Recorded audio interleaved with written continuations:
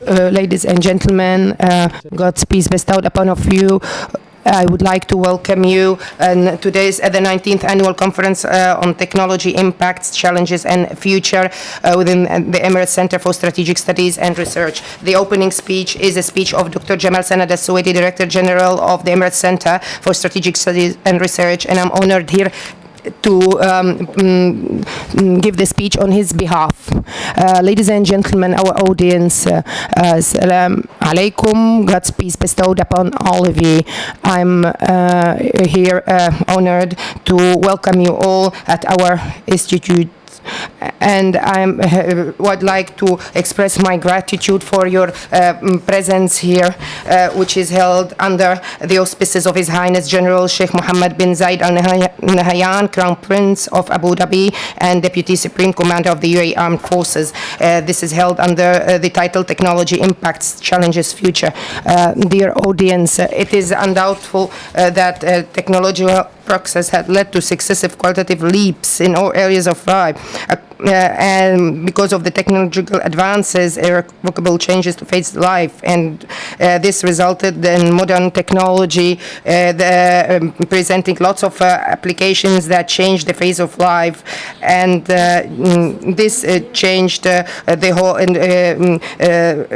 traditional concepts and sovereignty, military and ideological and values, and also the production of information exchange. There was a kind of an unprecedented kind of a revolution, never was there before, which really led to a qualitative leaps and where ideas, historical ideas like a call for an international global government that would manage the whole world and lead it towards prosperity and sovereignty.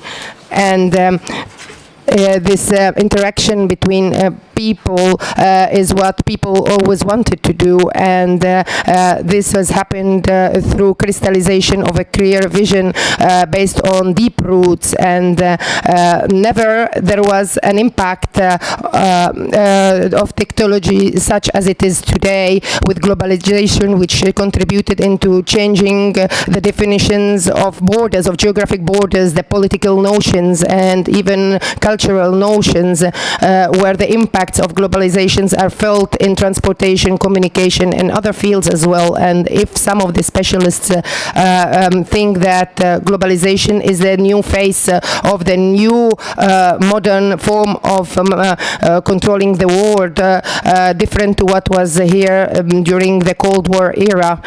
So technology is the main tool of this globalization, and it is led here, and the economic face of globalization is what has the main aspect, and it leads into, of course, monetary and financial impacts on daily life of people in all parts of the globe, whether it is interdependencies that are impacted or the cooperation and collaboration between nations. And the technological accelerated advancement, Mawson and McMahon described that, that there is this importance of research, and in spite of its realization, led into a leading role of institutions over governmental bodies in the new global era.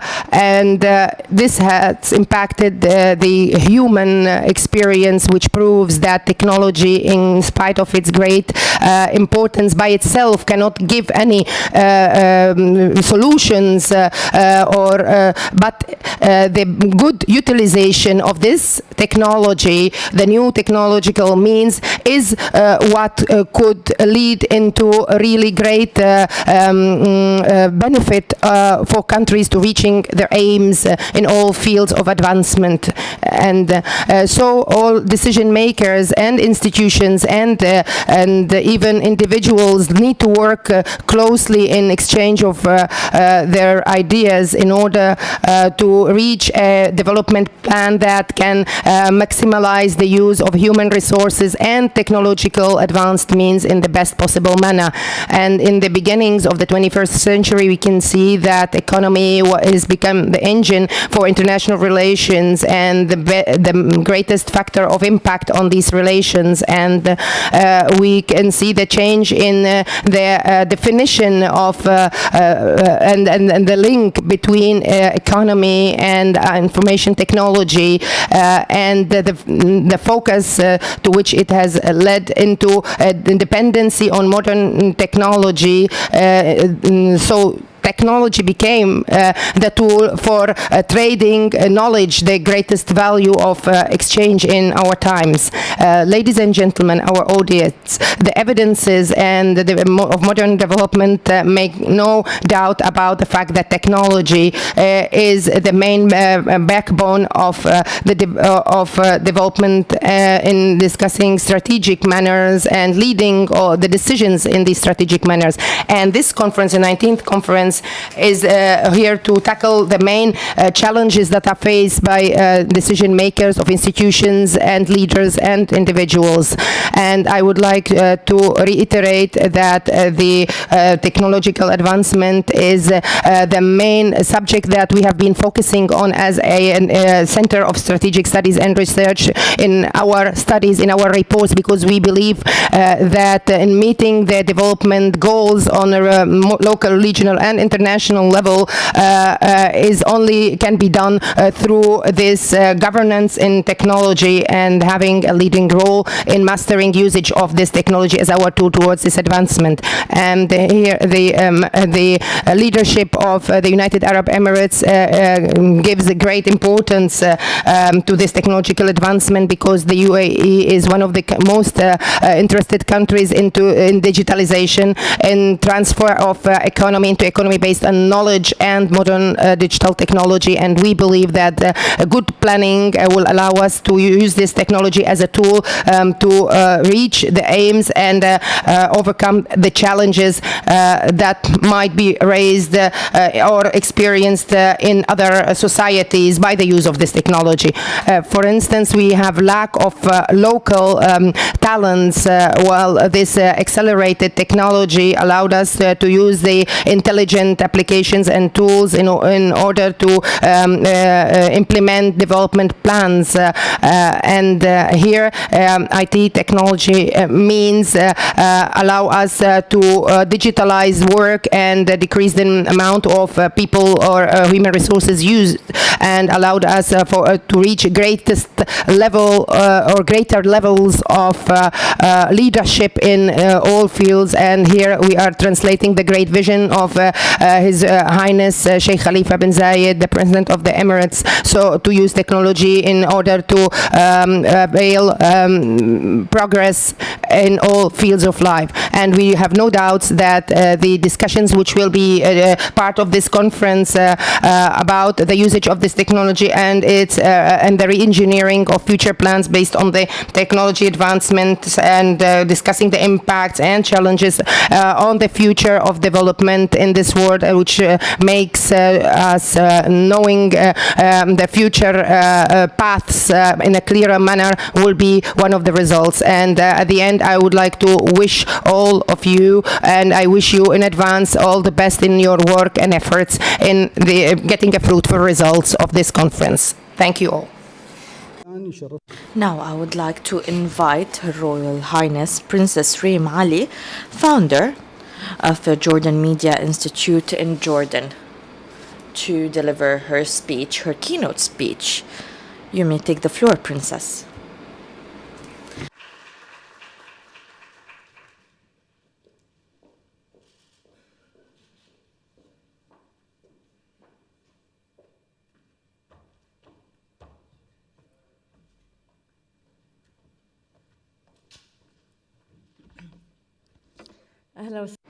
Welcome and thank you once again for your invitation.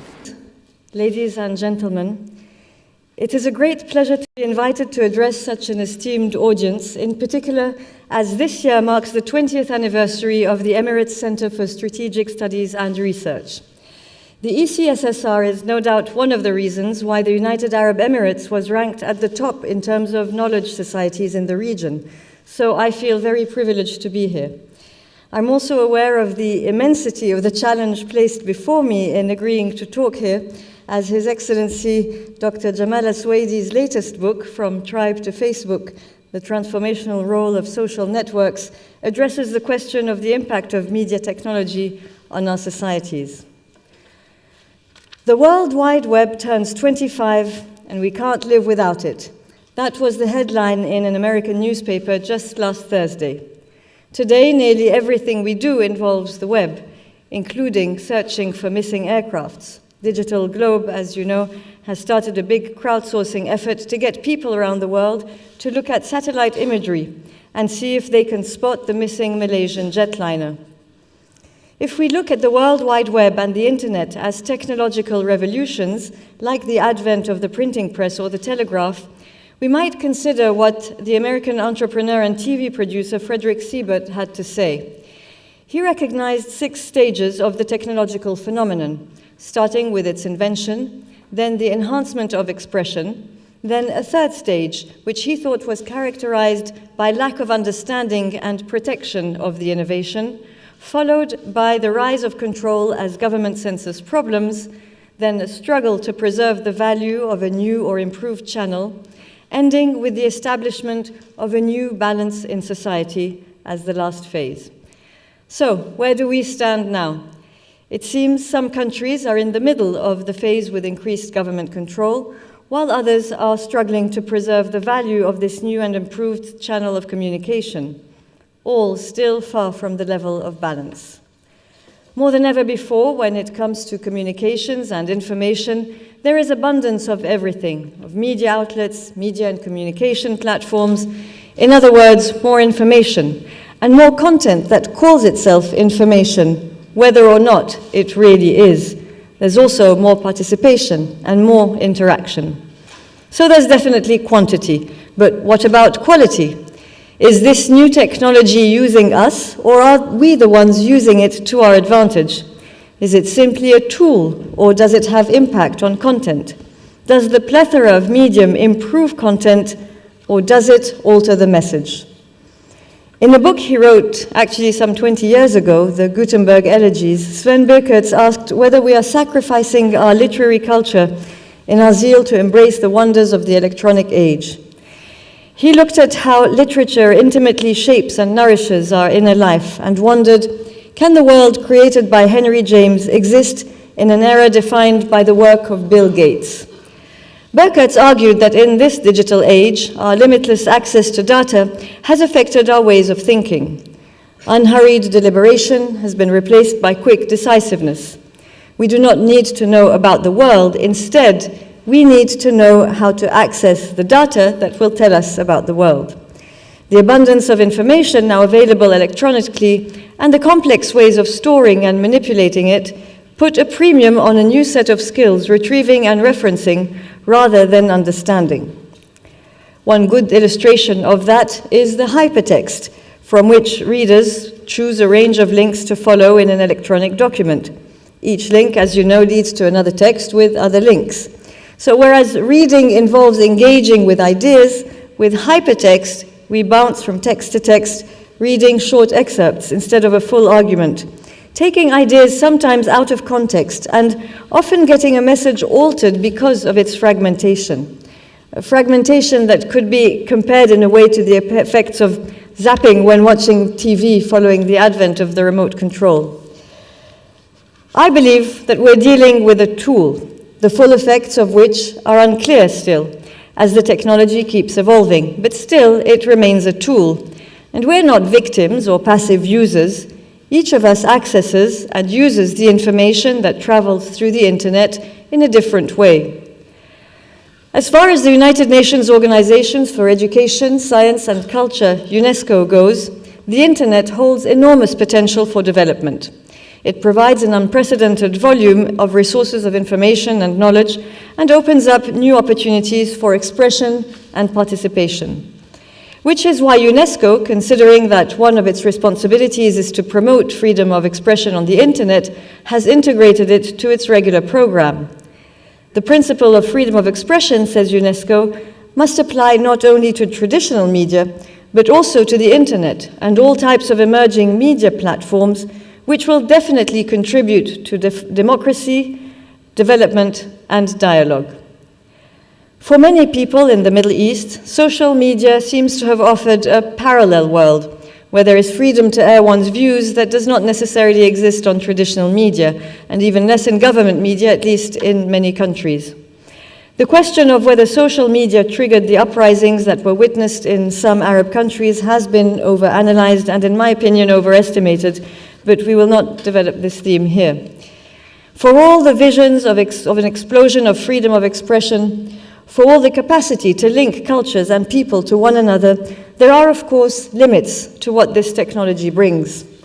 We may believe that more than ever we are citizens of the world thanks to this technology. Reporting on various parts of the world should mean that viewers are culturally sensitive, because they're given at least a glimpse about how other people live. But surveys have shown that the quantity of reporting versus its quality or accuracy is misleading. And we're somehow led to believe that we know much more about one another than we actually do. So there is still a need for more dialogue. And the media, new or traditional, can and probably should be harnessed for that purpose. Because depending on how it's used, social media can also confine people, paradoxically, within their own culture or within their comfort zones.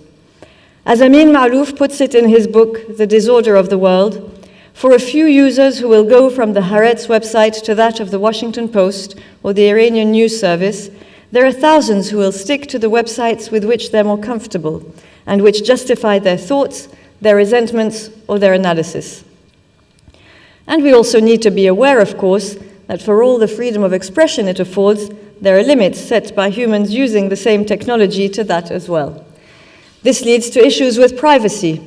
Just as advertisers, motivated by sales and interest, are able to collect profiles on consumers and products through the internet, a government can do the same in the name of its national security. There are also questions of ethics. One analyst has suggested that in the same way that our society is regulated by laws, allowing everyone to exercise his or her freedom, providing it does not impede on someone else's freedom, so too should the internet be regulated. Hate speech is hate speech, and whether it is conveyed by the newest technology or by word of mouth, it has no place in a diverse and tolerant society, or in any society for that matter. In our part of the world, while the benefits of new media technology are countless, there have also been drawbacks in that respect. On the one hand, Arab media is currently a booming environment with constant development and new players. On the other hand, in some countries, government repression and censorship still continue to thrive, often using the very same tools that technology has to offer. This press freedom lags behind many societies that have comparable levels of media content. At the same time, the quantity of new media outfits that has sprung as a result of the Arab uprisings have in certain countries given way to an overabundance of information sources, some of questionable quality. When it comes to infringements on freedom of expression, Reporters Without Borders has added the United States to its enemies of the internet for the first time since the survey began in 2006. The watchdog group cites the revelations from Edward Snowden about NSA surveillance, along with the Obama administration's actions against leaks and whistleblowers, as the primary reasons for its decisions. The founder of Facebook, Mark Zuckerberg, posted a note expressing his discontent.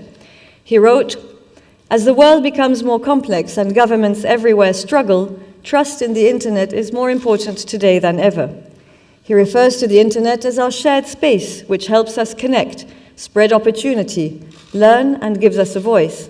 To keep the internet strong, he says, we need to keep it secure. The inventor of the World Wide Web wants a digital bill of rights to protect internet users from surveillance.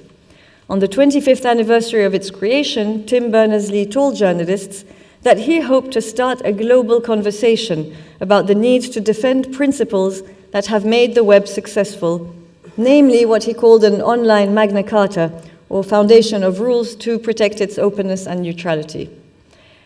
Whether we see the internet as a source of freedom or as a threat, what are the implications for the practice of journalism today? George Brock, a seasoned journalist and the head of journalism at City University in London, writes in his book entitled Out of Print, "Journalism does not have to abandon its original purpose or values, but it does have to adapt. If information flows like liquid in and out of devices 24 hours a day, journalism's value lies in something it has done before, sifting, distilling, taking the signal from the noise. The world's information flow creates a demand. It is up to journalism to supply it." In the Arab world in particular, I would say there is a need not only for that value to be made visible again by a new generation, but also for the public to regain faith and trust in journalism. And a great part of where this needs to begin is with the government media. We are, in some countries, still in desperate need of a proper public media, one that is not a government mouthpiece, but a forum for dialogue, one that can compete effectively with the overflow of information and sometimes disinformation, and offer a fair space of conversation within our societies, where all voices are heard. Public service media doesn't stand a chance unless it too adapts. And in our region, in most countries at any rate, this means being a unifying and integrating force through promoting proper dialogue between the government and its people, rather than transmitting a one-way message. I also believe that there is a lot that needs to happen at an earlier stage in education, targeting generations where everyone can potentially become a producer and consumer of content at the same time. A lot more support should be given to schools or programs offering a deeper general education, as it will have a much greater impact on the society as a whole.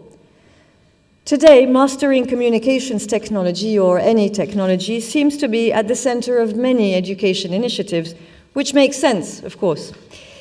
It is a mistake, however, to deliver this knowledge without imparting at the same time the knowledge of human sciences.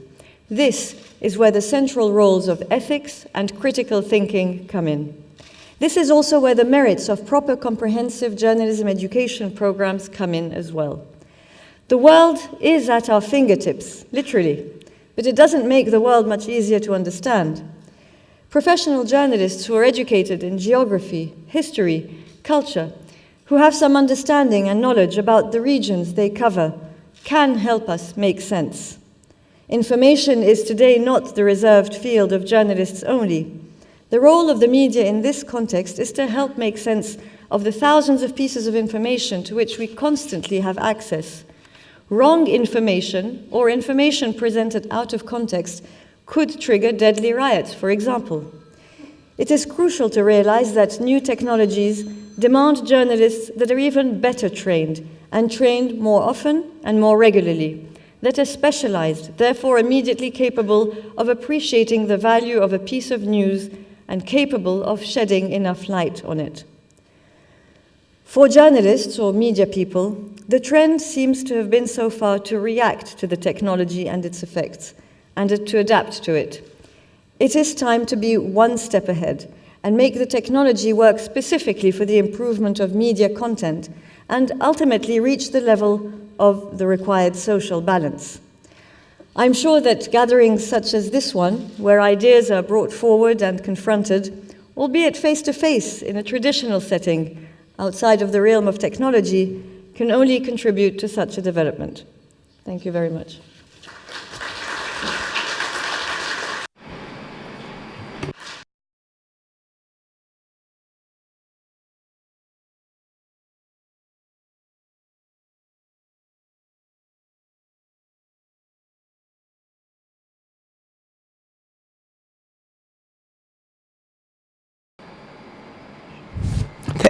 Thank you to Her Royal Highness Princess Reem Ali for her speech, and I would like to announce 30 minutes of a break. Following that will be the first session, The Future of Technology, Trends and Opportunities.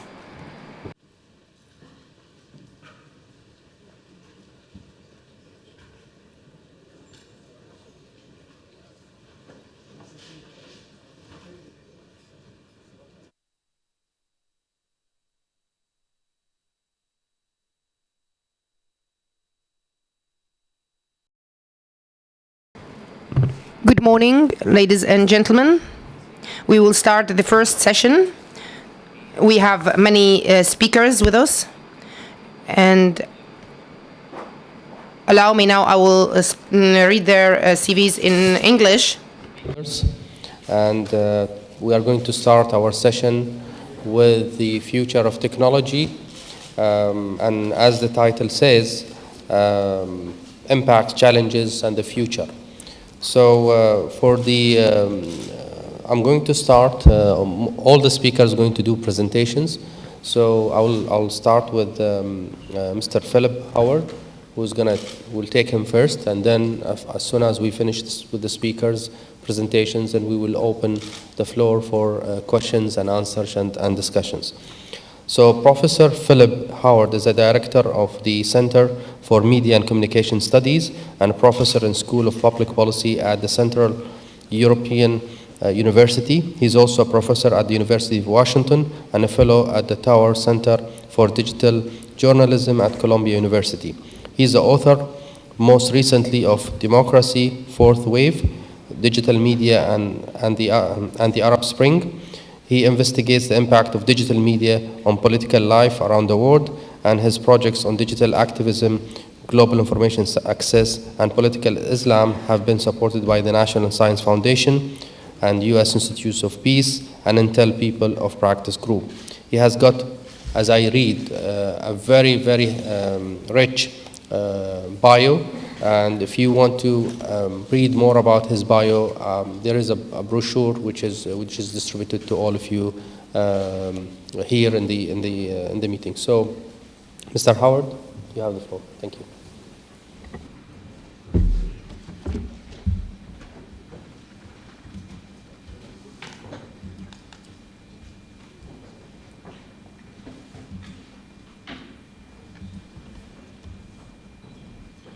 Thank you for that kind introduction. Salam.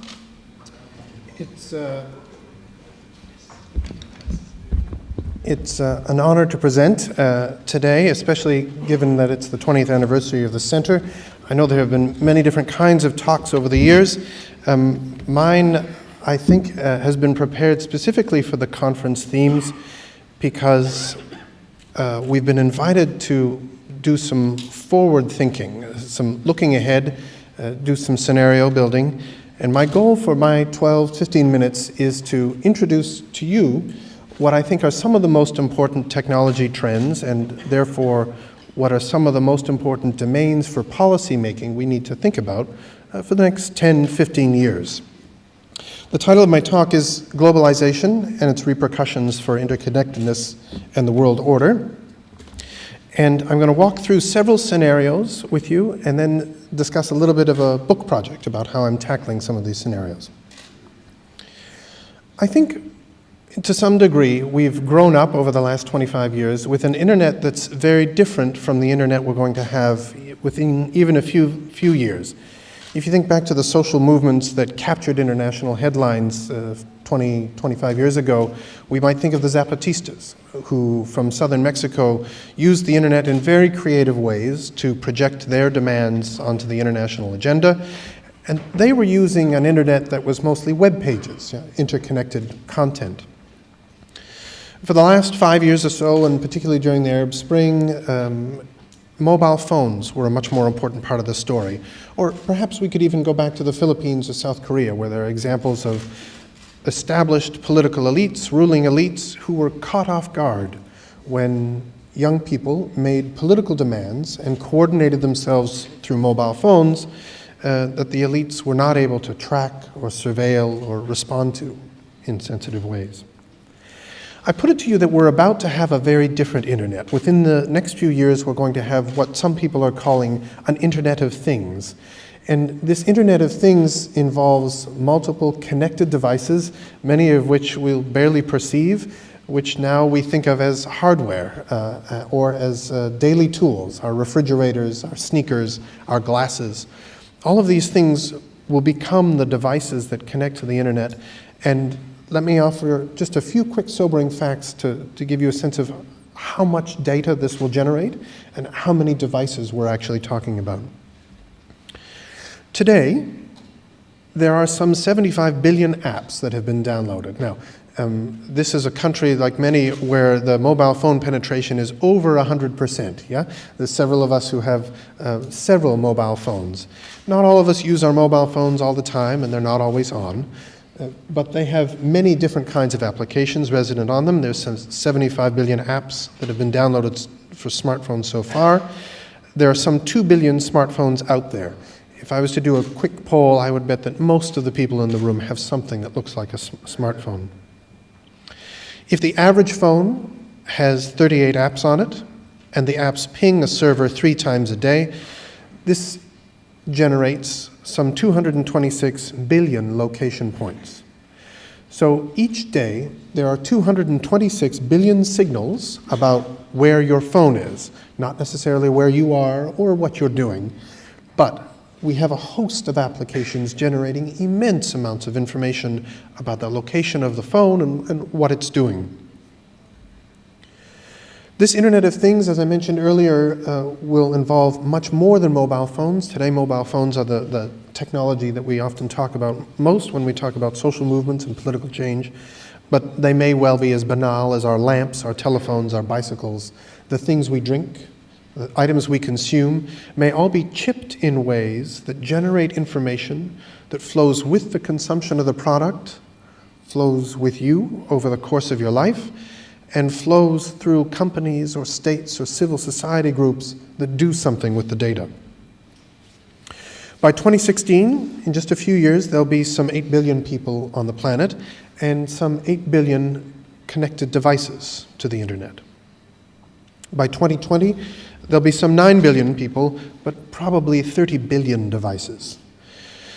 So this thing that we're imagining as the internet is going to change again very significantly in the next few years, and what I want to do with my scenarios is imagine the ways in which this internet will be governed or regulated or unregulated.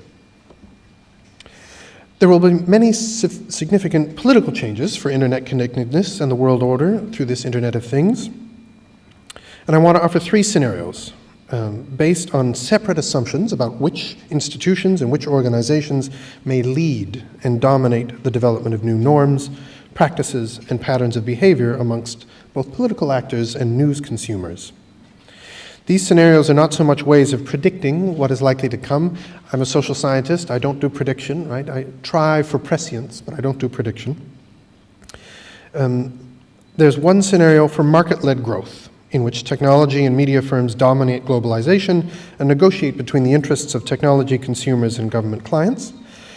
There's a government-led scenario in which the world order is reinstated by the standard-setting process in telecommunications, and a scenario in which civil society actors are given significant influence over how the world comes to be connected, and what the terms of service will be, and what government regulators are tasked to do. If the current trends persist, the most likely outcome for the next 5 years is probably a state-controlled internet, but we can perhaps debate that during the question and answer. In part, what makes internet governance so contested is that the growth of new users is extremely high, and the pace of technological innovation is also high. YouTube now gets 1 billion regular users. It is safe to assume that Google Glass will be available in multiple consumer markets within a year. Every contemporary political crisis is digitally mediated in some way, and not always in a good way. In Syria, technology use has not been stymied, even by civil war. There have been some 1 million new internet users since political unrest began. So even political crisis seems to drive more people to want more information, not drive them off the internet. Myanmar, Burma, now opening up, one of the first major civil society campaigns is the campaign for cheaper cell phone access. Our aspirations for what information technologies might do for democracy won't go away. In 2010, Google CEO Eric Schmidt and Jared Cohen, a former technology evangelist with the State Department, argued that politics was in for a digital disruption. They recommended strong alliances between Western governments and their global technology firms as being among the best ways to export democracy. Underlying these 3 scenarios that I'll just talk through quickly are two sort of demographic assumptions.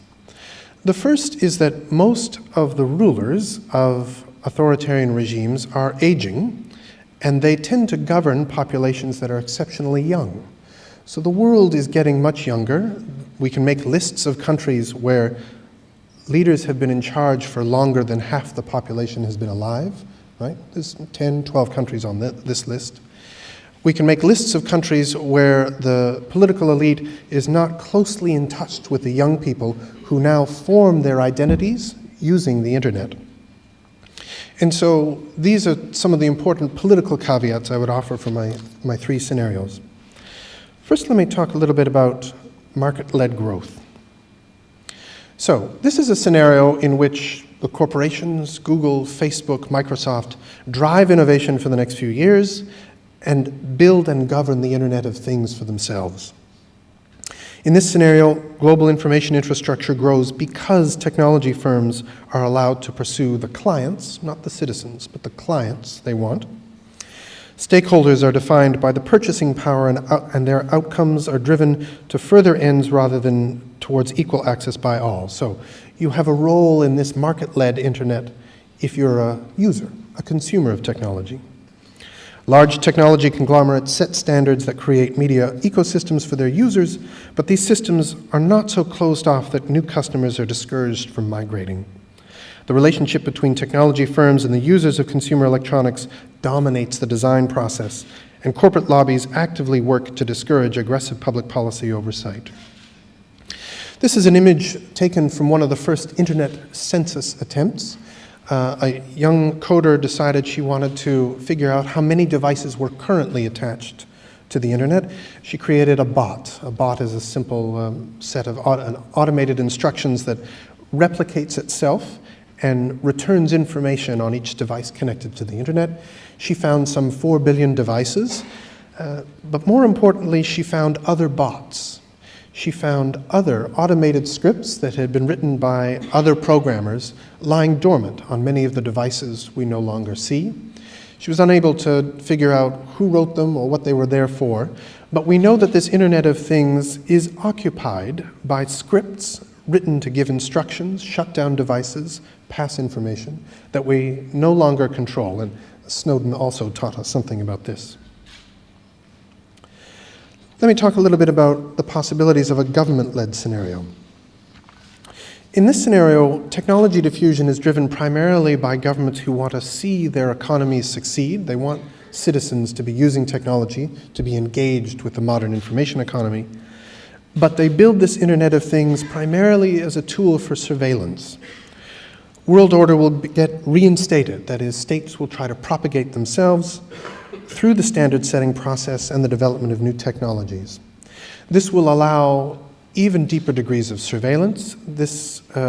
Just 2 months ago, we had this moment where the government in the Ukraine was able to identify who was part of a protest using geolocation information about where the protesters were. And they were able, for the first time, to send text messages saying, "I see you attending a protest."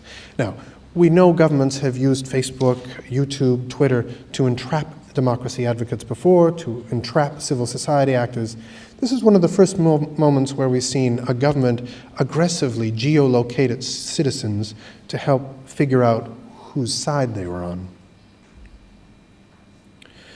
A third scenario, one I think I would find more attractive, would be one that we could call citizen-led growth, where the Internet of Things rolls out through a process led by civil society actors who look for ways to use technology to overcome collective action problems. Civil society actors influence how the world comes to be connected, and in this scenario, what those terms of service can be and what government regulators are tasked to do. This is a digital map of a slum in Nigeria called Kibera. It was a particularly unpleasant part of the world with somewhere over 1 million people living without much public infrastructure, without much connection to the political leaders who were making decisions for the country. But a few technology evangelists went in, using their mobile phones, managed to map this massive area that before had not even appeared on the country's maps. It was described as a park. When they sent their volunteers out into this community, they found exactly what you think they would find. They found schools and hospitals. They found public infrastructure, toilets. They found community centers. They found churches. They also found things they needed to fix. So the community was able to identify what parts of the roads needed repairing, which parts of the sewage system needed repairing. And then, without the buy-in from the Nigerian government, they figured out how to collect their own taxes and then distribute the public purse to repair their community. All of this done with a public mapping system called Ushahidi that relies entirely on what we called crowdsourced information. Now, this is an example of what I think we're going to see as an interesting trend over the next few years, and that is the possibility that technologies will replace governance. Not so much replace governments, but will fill in when the government fails. I think these technologies will fill in and allow local communities to develop their own local institutions that provide what we call in political science governance goods. That is, if the health system is failing to deliver public health, if the justice system cannot successfully prosecute a drug lord and keep them in jail, or if the city is unable to repair roads, people will reach for their mobile phones or go onto the Internet of Things and do these things for themselves. Thank you again for the chance to present some of these ideas. I look forward to the question and answer, of course, and responses from my colleagues. Thank you. Thank you for the very interesting presentation. We now going to introduce Professor Leonard Vick, who is an Estonian information technology scientist. Currently, he's a lecturer and member of the board of the Estonian IT College. He's also a member of the governing board of the European Institute of Innovation and Technology and the advisory board of Nordic Investment Bank and the Research and Development Council of Estonia. He is a founder member of the boards of several mobile communication, broadband and software companies, currently serving as a partner of strategy and investments for Mobi Solutions. Mr. Vick, you have the floor, and looking forward to see your presentation.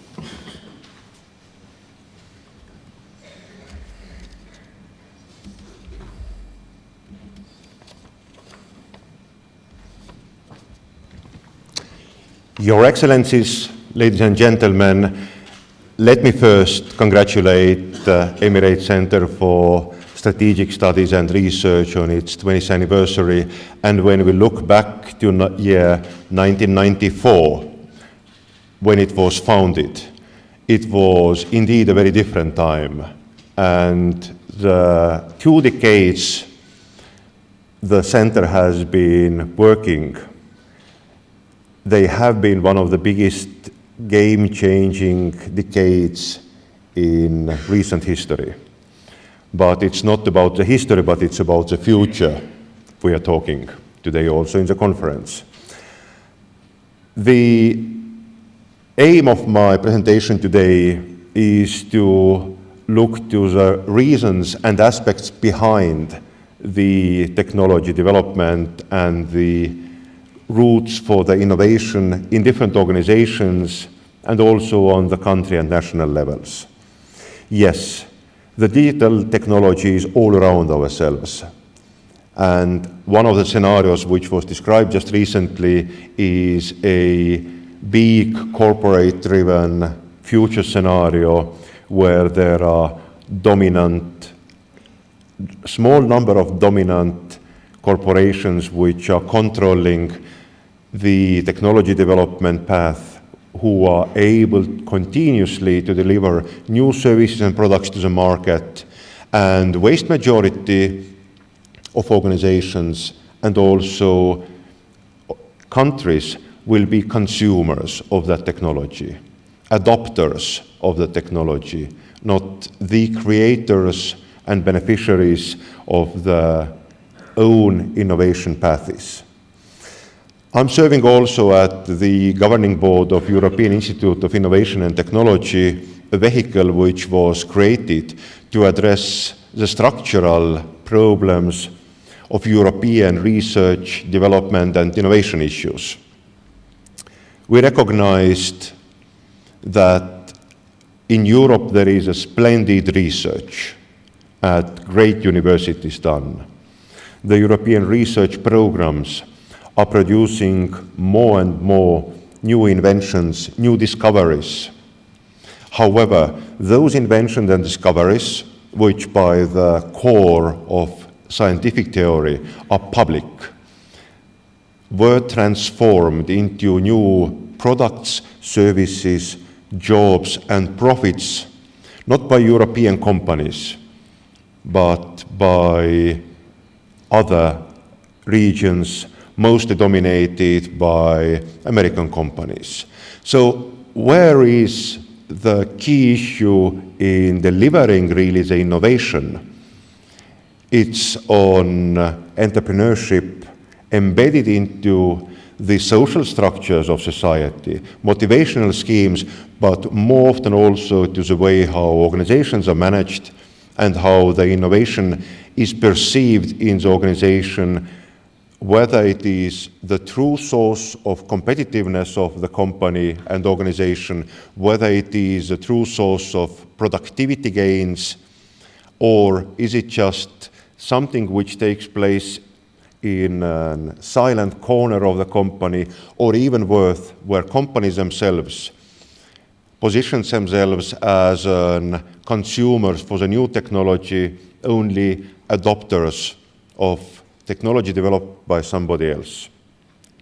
So the focus very much right now on translating discovery and innovation into the new products and services, making change, making impact, is no longer just in issue related to discovery of something new we have not yet known, nor in inventions, where we are creating or designing something which has not existed before. It's also not so much about processing discoveries into the inventions, but it's about making real changes which help society address the social issues, address the big problems.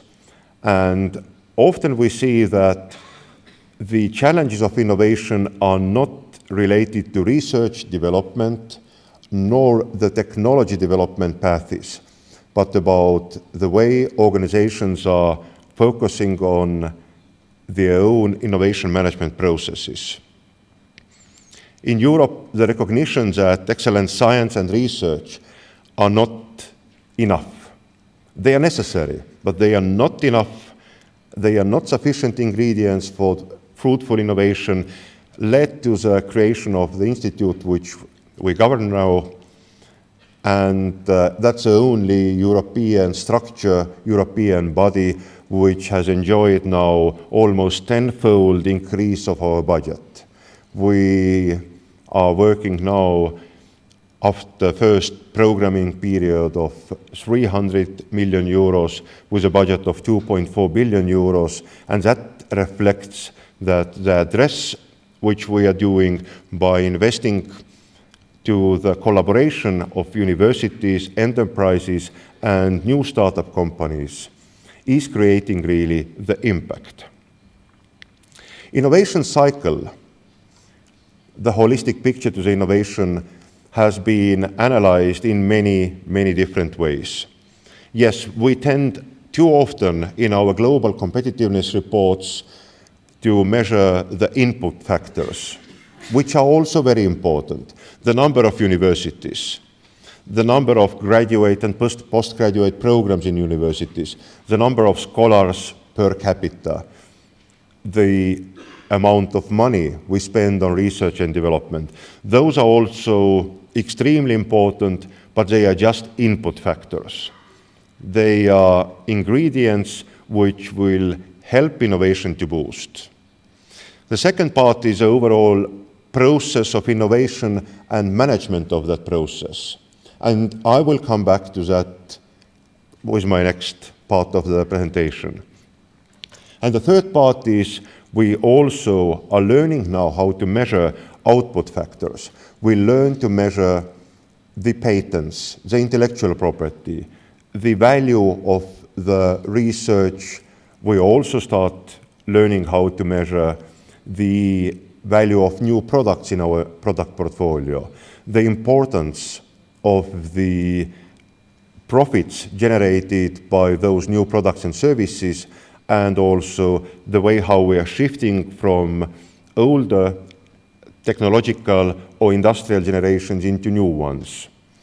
My Prime Minister has many, many times said there is no traditional industry, there is no traditional economy and new economy.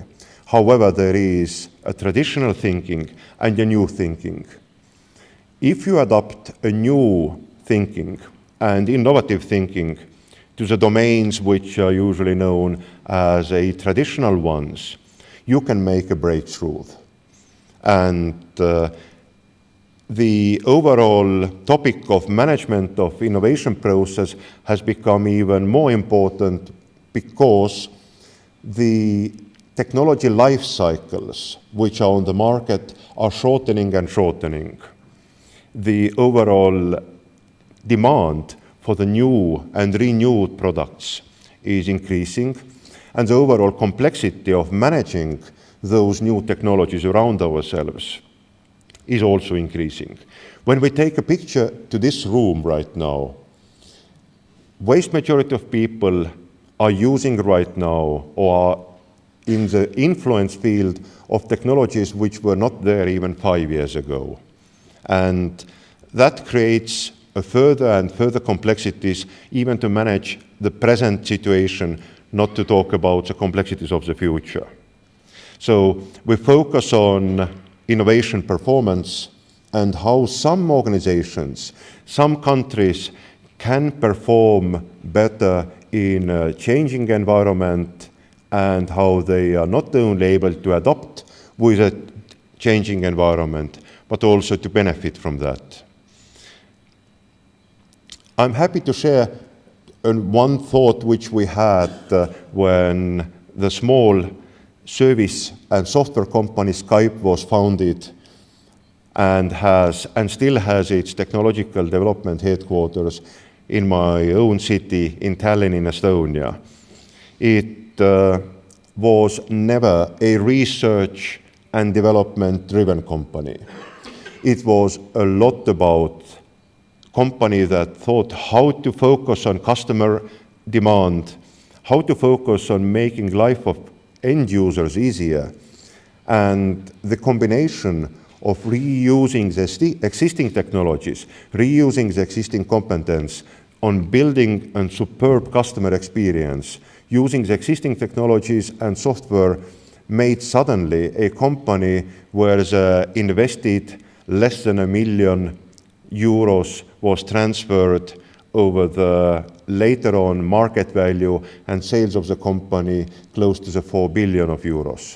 And that is a reflection of the startup spirit, entrepreneurship spirit. Yes, there is an opportunity which can't be replaced and redone again. However, most important is that it inspires other companies, other students, and other entrepreneurs to start thinking differently.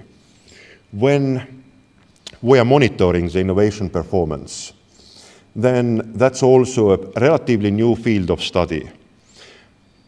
Even in 1980s, we were thinking that innovation is a linear process. It starts with a research which continues to the applied research, laboratorical tests, first prototyping, first major consumers, and that's ending up with diffusion of those new products and services into the market. It's so much a big enterprise-centric thinking, and it won't allow a regular service company, a regular startup company to have a role in the innovation cycle. Right now, the way how innovation in more and more organizations is monitored and managed focuses on strong innovation strategy, not as a separate document, but innovation as embedded to the core strategies of the organization, the leadership that is driven towards the innovation importance. It's also about the organizational structure and the organization culture that is supporting the innovation to take place. It is also about the communication and cooperation. Innovation never takes place alone in one company, in one organization. It takes more and more place in the network of companies and organizations. It's also important to have the selection of ideas, the planning process, and the structures of the organization that really support the free flow of ideas into new services, in many cases not even invented in the organization itself.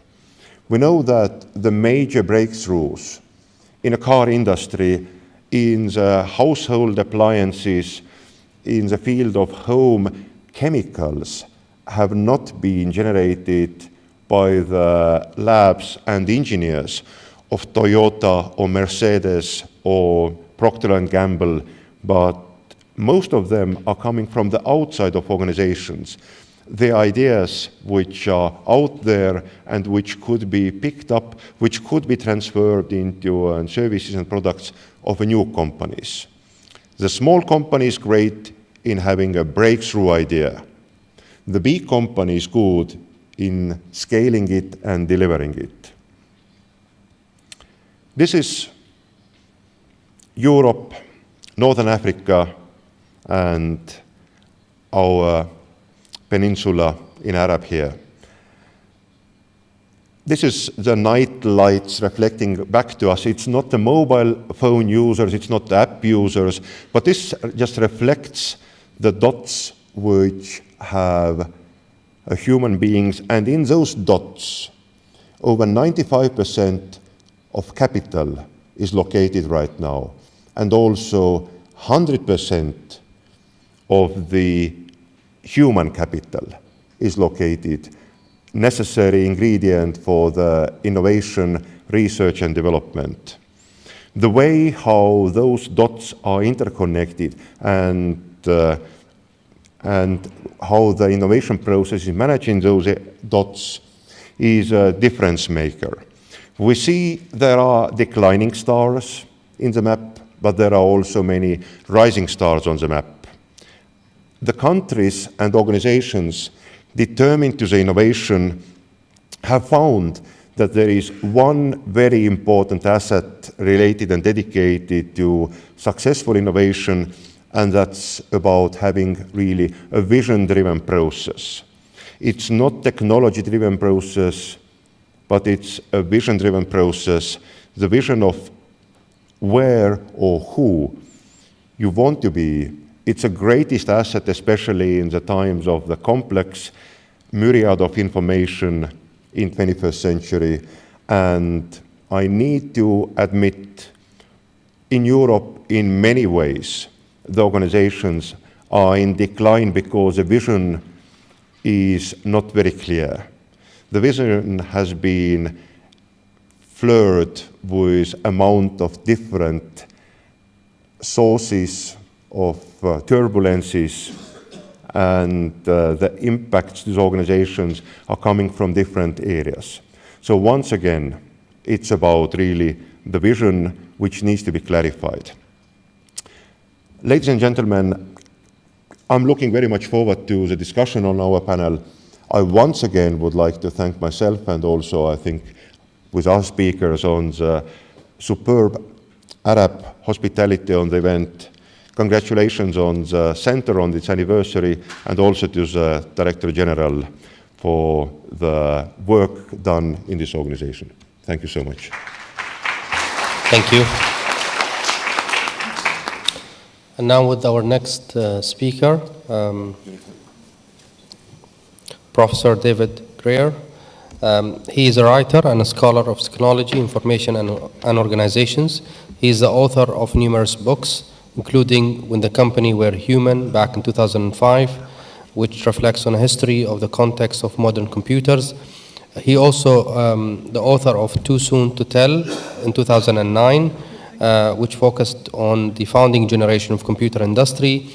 And he's also the author of The Company We Keep last year, which comprises of essays about the current generation of computer professionals. He has written a monthly column for Computer Magazine since 2006. He considers himself a third-generation computer scientist, as his father was an engineer in a computer corporation and his grandmother was a mathematical graduate of University of Michigan and was trained in the techniques of computation. He has a BA in mathematics from Middlebury College and a PhD in mathematical statistics from the University of Washington in Seattle. Please. Thank you very much. I'd like to say that even if it weren't the 20th anniversary, I would be pleased to speak here. And I thought it was very nice to be invited, but especially so since it does represent 20 years of accomplishment for this center and 20 years of impact upon the world in which it's located. I believe I was asked to talk on the frontiers of technological innovation, which is something I've had to talk about many times over the past year or so. People have come up to me and said, we've got all these ideas, how is it going to change the future? And I've become increasingly concerned that we mistake effects for causes.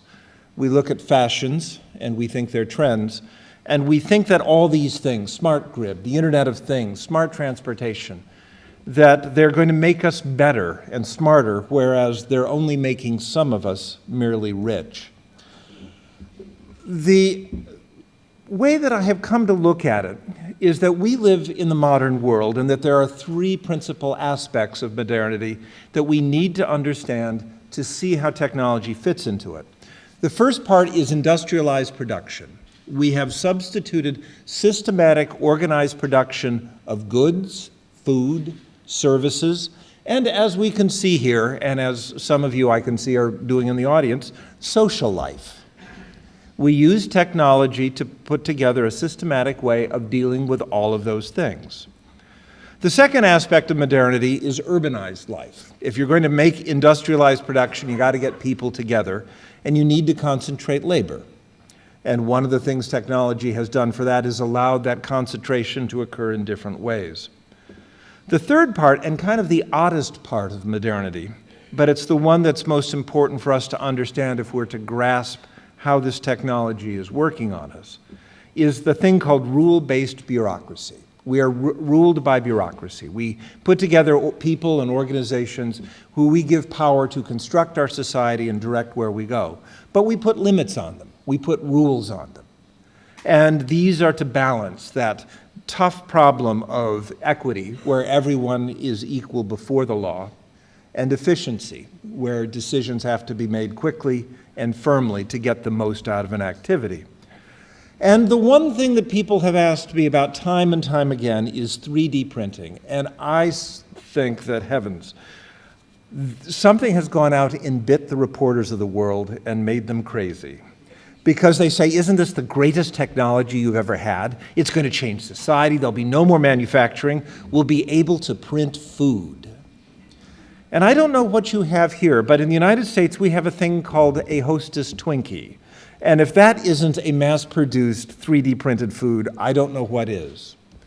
What I have to tell them is that you need to look at this technology broadly. It's actually a thing called a numerically controlled machine tool.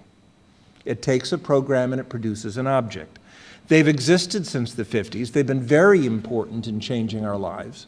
And they have increased a variety of things. They've increased our mass production. They've allowed us to live more urbanized life. But the interesting aspect about it is the relation to capital, how they work with bureaucracies and organizations.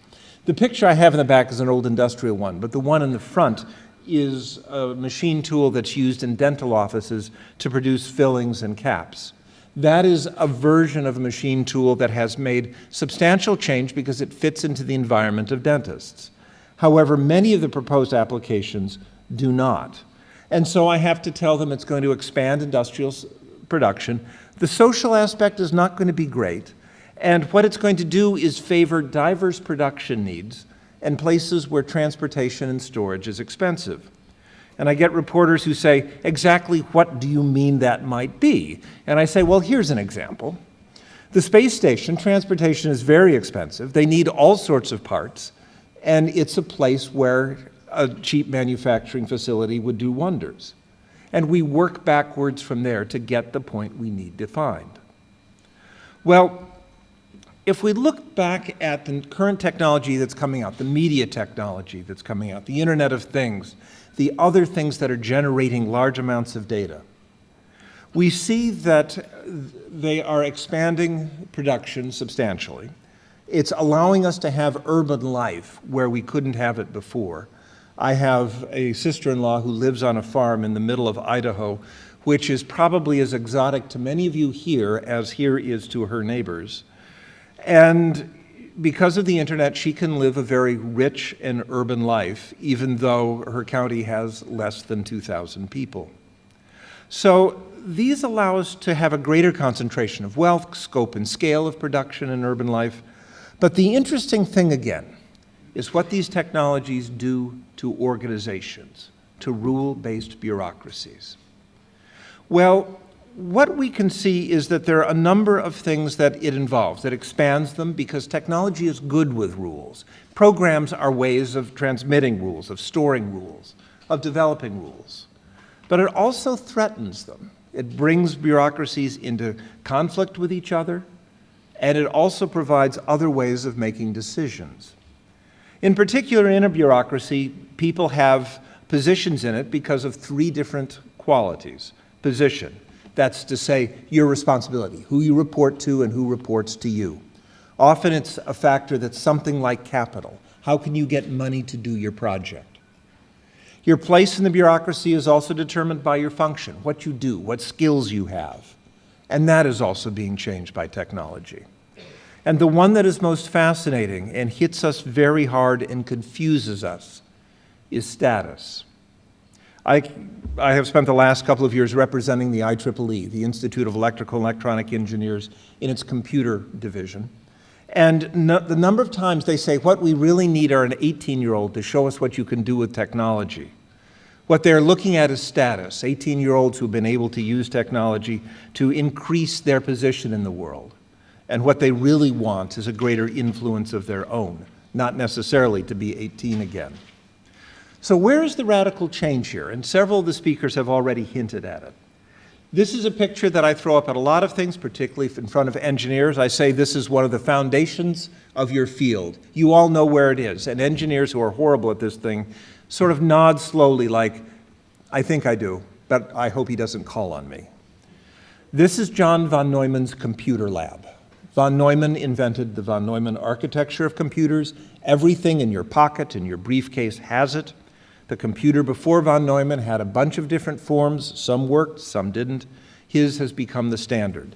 This is now a daycare center. And if you want to know how technology works and has changed things, take out your cell phone camera as a middle-aged man and take a picture of a daycare center. You'd be surprised how fast the guards come up and talk to you. Von Neumann's model for his computer we're very familiar with. It has three pieces. It has memory, the I over there. We all know that more is good. It has a processor, something that does things. And the blue square sort of up at the top is the control unit, the thing that takes a program and tells the other units what to do. Von Neumann, who is standing next to his computer there, said that he was trying to put together deterministic computation. The same data with the same program would produce the same results always. What we have seen is we've now started saying, fine, that works. But when we've got people that we can engage, people with cell phones, people with the internet, people with the Internet of Things, we can ask them for judgment. And if we're trying to do something that a computer can't do, we're looking for something non-mechanical, non-deterministic, not necessarily reproducible. In economics, there's a thing called the axiom of irrelevant alternatives, that if you're choosing between A and B, and then something happens over here that has nothing to do with A or B, your choice doesn't change. But we know in human life that's not true. You're going to some place, you've gone to a restaurant, do you want this dish or do you want that dish? And all of a sudden you see that a wonderful dessert is on sale, but you're not going to have dessert. But your decision about what you're doing suddenly gets changed for reasons you can't explain. Human judgment brings a different perspective to the world that falls outside determinism. And it is always, it's not something true or false, it's something we evaluate. This is better than that one. This works over here, but it might not work over there. And what we're bringing into the system then are market-based processes. This is John von Neumann's computer again. The person in front of it is not John von Neumann. It's Piyush Javaria, who's the head of the IEEE Computer Society's student chapters in India. And it sort of pictures to me the shift that is happening. The computer's now in the Smithsonian in Washington. I happen to be a dear and close personal friend of Peggy Kidwell, who keeps the computer, and hence I can sneak back in and see it. What we have added to the 3 units is a 4th, represented by the balance. It's a market-based process, getting people to discuss things and make judgments as we do in markets. Now, this isn't human-computer interaction. When I talk to engineers, they say, oh, we've done this. When we have a person interacting with a computer, it's an extension of rules. When we have people, when we have a social structure, we now have discussion, we have debate, we have judgments. And when we include a technology in the middle of it, we see that it alters the position of individuals, some of their functions, and some of their status. As an example, I've been very active in the world of crowdsourcing. In fact, a couple of years ago, someone called up to me and said, would I keynote a lecture, a conference? And I said, yes, I would. I always like to. And we talked about it, and I decided to ask, what's this conference about? And he said, well, it's on crowdsourcing. And I said, I've never heard of this. And he said, that's too bad because my boss thinks you're the biggest expert in the world on it. So for about 15 minutes, I was an expert on crowdsourcing.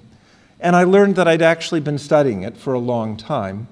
And it's this combination of people and machines in dynamic systems using market models. The classic example is the Red Balloon Challenge of 4 years ago. It was something the American DARPA organization did. It put 10 red weather balloons around the United States and offered a prize of $40,000 to the person who found all 10. The group that found it was an MIT group, and they figured $40,000, that's $4,000 a balloon. If you find it, they'll give you $2,000. If you found the person who found it, they'll give you $1,000. And if you found the person who found the person who found the person, it goes on. You get $500, and since I was a math major, this series converges and you don't run out of money, which is good. But they found it in 6 hours, and it was a very powerful way of doing that. This was repeated 2 years ago in what was called the Tag Challenge. Instead of 10 balloons, they had 5 fugitives. And it was the same problem, but you had to find people who were moving. I signed up for the MIT team because I thought it would be cool to just follow what was going along. That was the fugitive in Washington, D.C., and that is my picture of her outside my coffee shop.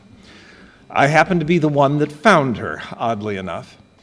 But it was the same algorithm, although they never paid me my money, and I keep bothering the leader of the team about that because I spent it on software already. It's a harder problem because the subjects were moving, and it begged the question of who was really involved in the search. What was the interflow between the crowd who was looking and the crowd who was being sought? Well, when we look at these kinds of tools and the applications that are coming, one of them, for example, is this thing called the smart grid.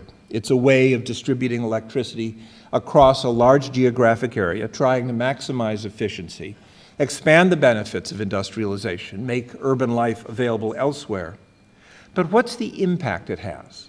Well, it brings you into the electricity market. It means that you're making decisions based on what's going on across the grid and trying to decide when you'll get electricity that's cheapest, when your company might operate.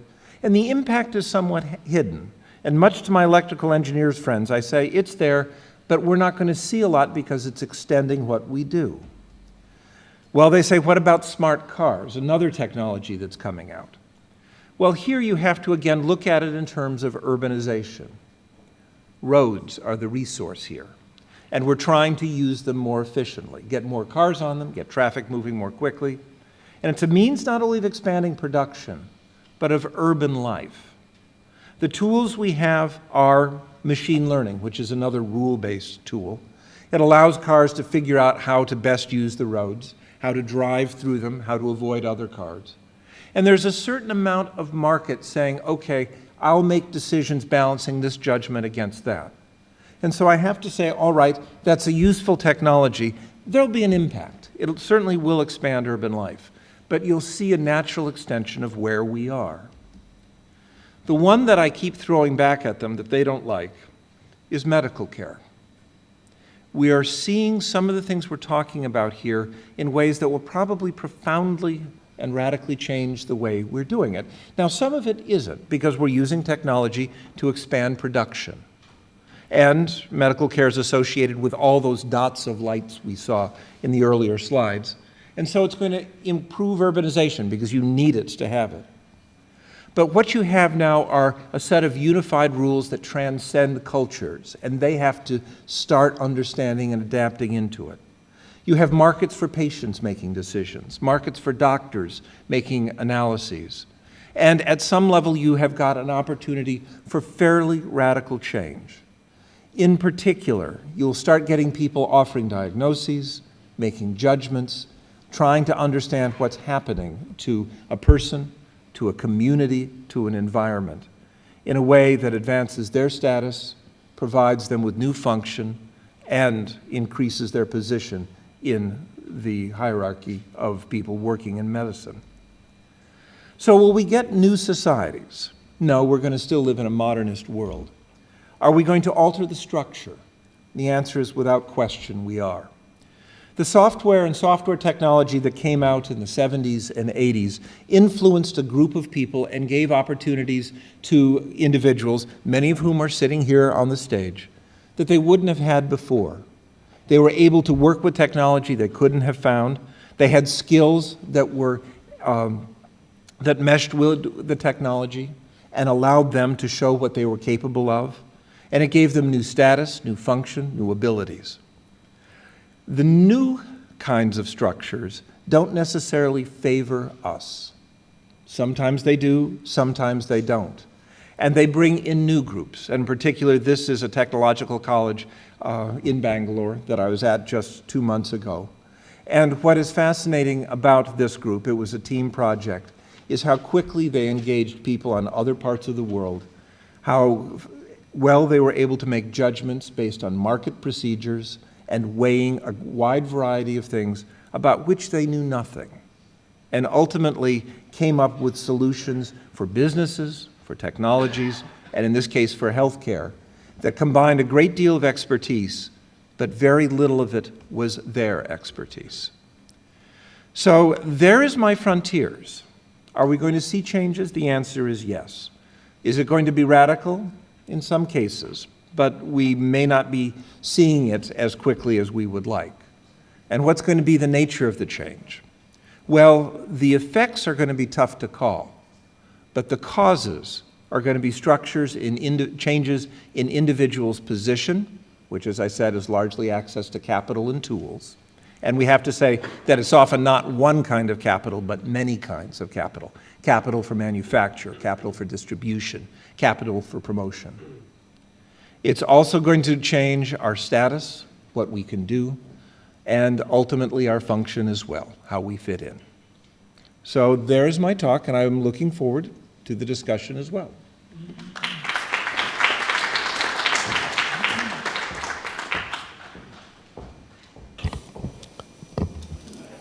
Thank you, Mr. Greer.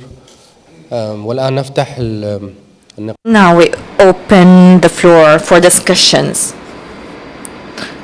The experts are here in front of you. You may ask whatever questions you have.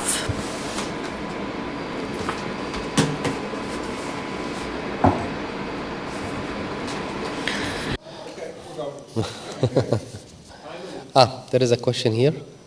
The lady, if you can give her a mic. If you can introduce yourself and if you want to ask a question in Arabic or English, and if it's in Arabic, I'll try to translate. My question is to Mr. David Greer. Thank you all for the very, very good information that you have given. It's very innovative. And I would like to know what is the future of IT technology? Okay. What is the future of IT technology? All right. Am I on? Oh, I am on. Future of IT technology. Smaller, faster, cheaper, and more distributed. I think the trends in IT technology we have seen for 20 years, and they're building.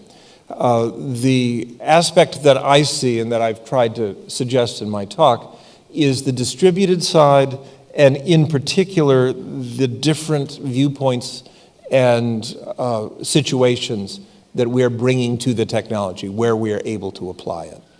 The reference earlier to the Ushahidi software from Kenya has been a fascinating example of bringing in a different viewpoint that has shifted the IT industry in a ways that the existing players didn't see and didn't understand. So my response is less what's happening to the technology. The arcs of that have been established for years. What's interesting is who's using it and how they're using it. And I think the distribution, the different context, market areas, using machine learning to capture the knowledge of a community, all of these are interesting, and all of these are the trends, and they show how different communities are bringing their contributions to the field. Sir, is it the next 20 years? I can barely see 18 months ahead. 20 years. Remember what 20 years back was. The internet was brand new. Smartphones, iPads, no one thought of those. Thank you. Okay, we have a question here also in the back. My question is about 3D printing. Will it bring in a revolution or an evolution, and in how many years? Is this me again, or can I pass it? I don't know anybody who can answer that. Any of them. E-learning is the question. Sorry? The question is e-learning. No, it's 3D printing. Oh, 3D printing. Oh, this is mine. The argument that I've been making all year is that there are some businesses and some niches that it will change overnight and allow small-scale localized production. It will generally, as we've seen in others in the fields where numerically controlled machine tools have worked, centralized certain ideas and standardize them. You download things rather than make them locally. But it will allow things, complex things like parts, like cars and airplanes and other complex machinery, to be more easily maintained at a distance and kept more up to date in more complex ways. What I've seen most of it in the last year or so has largely been toys.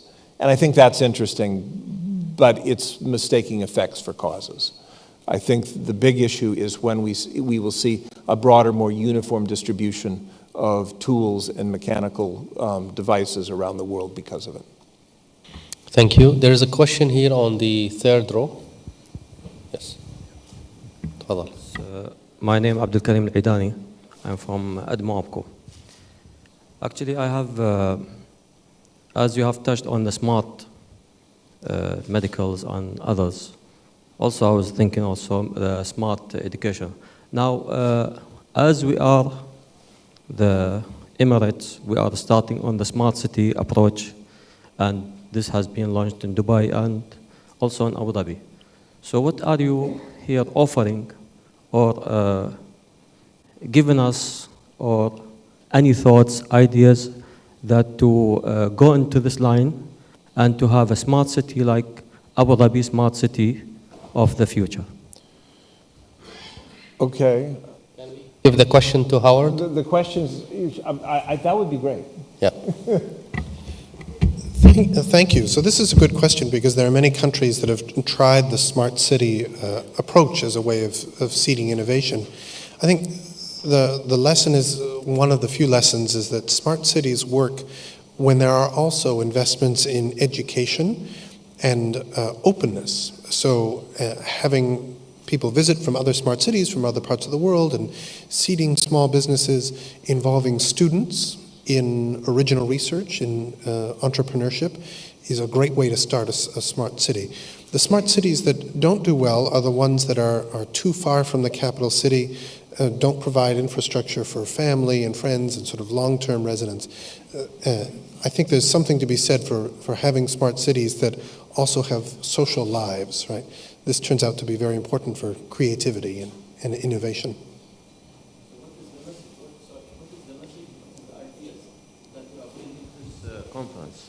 What is the message or the ideas that you are bringing to this conference in terms of a smart city? Now, if we want to have Abu Dhabi as a smart city, what are your thoughts, ideas, approaches, whatever technologies that we can embark on and to be, and of course we have to develop a transportation, smart transportation, grid, electrical grid power, whatever, educational, medical, whatever. But in this line, what are you going to add as a thoughts, ideas, Excellent. So we can go into this approach? Thank you. Well, my recommendation, I won't speak to specific technologies. We may have something about 3D printing and what specific technologies that can be built in a smart city. My idea would be to make sure that there is space in a smart city for civil society actors, for independent businesses, and for government, because there's some enormous efficiencies that come with these e-government initiatives that have sprung up in different parts of the world. So to make a smart city just about businesses and markets may be a way of undermining some of the creativity that you can have when you have some of the space dedicated for civic actors, some for faith-based groups, some for government, and some for businesses. Can I add just a little to that? The experience we've seen in smart cities is that all smart cities are local. And the ultimate goal of a smart city is to expand the benefits of urban life, of the healthcare, of education, of social life, to a broader group of people, and do so more equitably. And so certainly the political and civil society actors are important. But you have to ask the question, what's needed, in the Emirates, or what's needed in a certain place? Is it transportation, which in a lot of cities it is, and I don't think it is. Is it the problem of maintenance, of making sure that people have access not only to roads, but to good roads, to garbage collection, to good water? And those questions have to be asked locally and the technology deployed locally. Perhaps I would add an European experience, yes. Most of the successful smart cities, first of all, they have been rather small cities, not the big cities. In capital cities, in the big cities, it's very much a very complex issue, a lot of interest parties who is hard to convince into one goal. Second experience is that most of the success stories are related to what you also mentioned, very clear goals, very clear problems you want to address and to solve with. Taking just a kind of lot of sensors, lot of data about the city in real time is not an answer to any problem. You need to start with a problem you want to solve. Really, is it an environmental information? Do you want it to be a cleanest air in the Arab Peninsula? Do you want it to be the most fuel-efficient transport city? Ambitious goal, very concrete, measurable goal, and then the rest of technologies can support that. Mm-hmm. What we have found also out very interestingly is that if you want to deploy data collecting devices, sensors, reuse existing technology. For example, weather information could be also collected via the cameras connected to any house and security cameras. And the opportunities behind reusing the existing technology are giving also a lot of chances. But once again, it was very clear, measurable focus, and then how to focus all the efforts to deliver that. Thank you. We have a question there.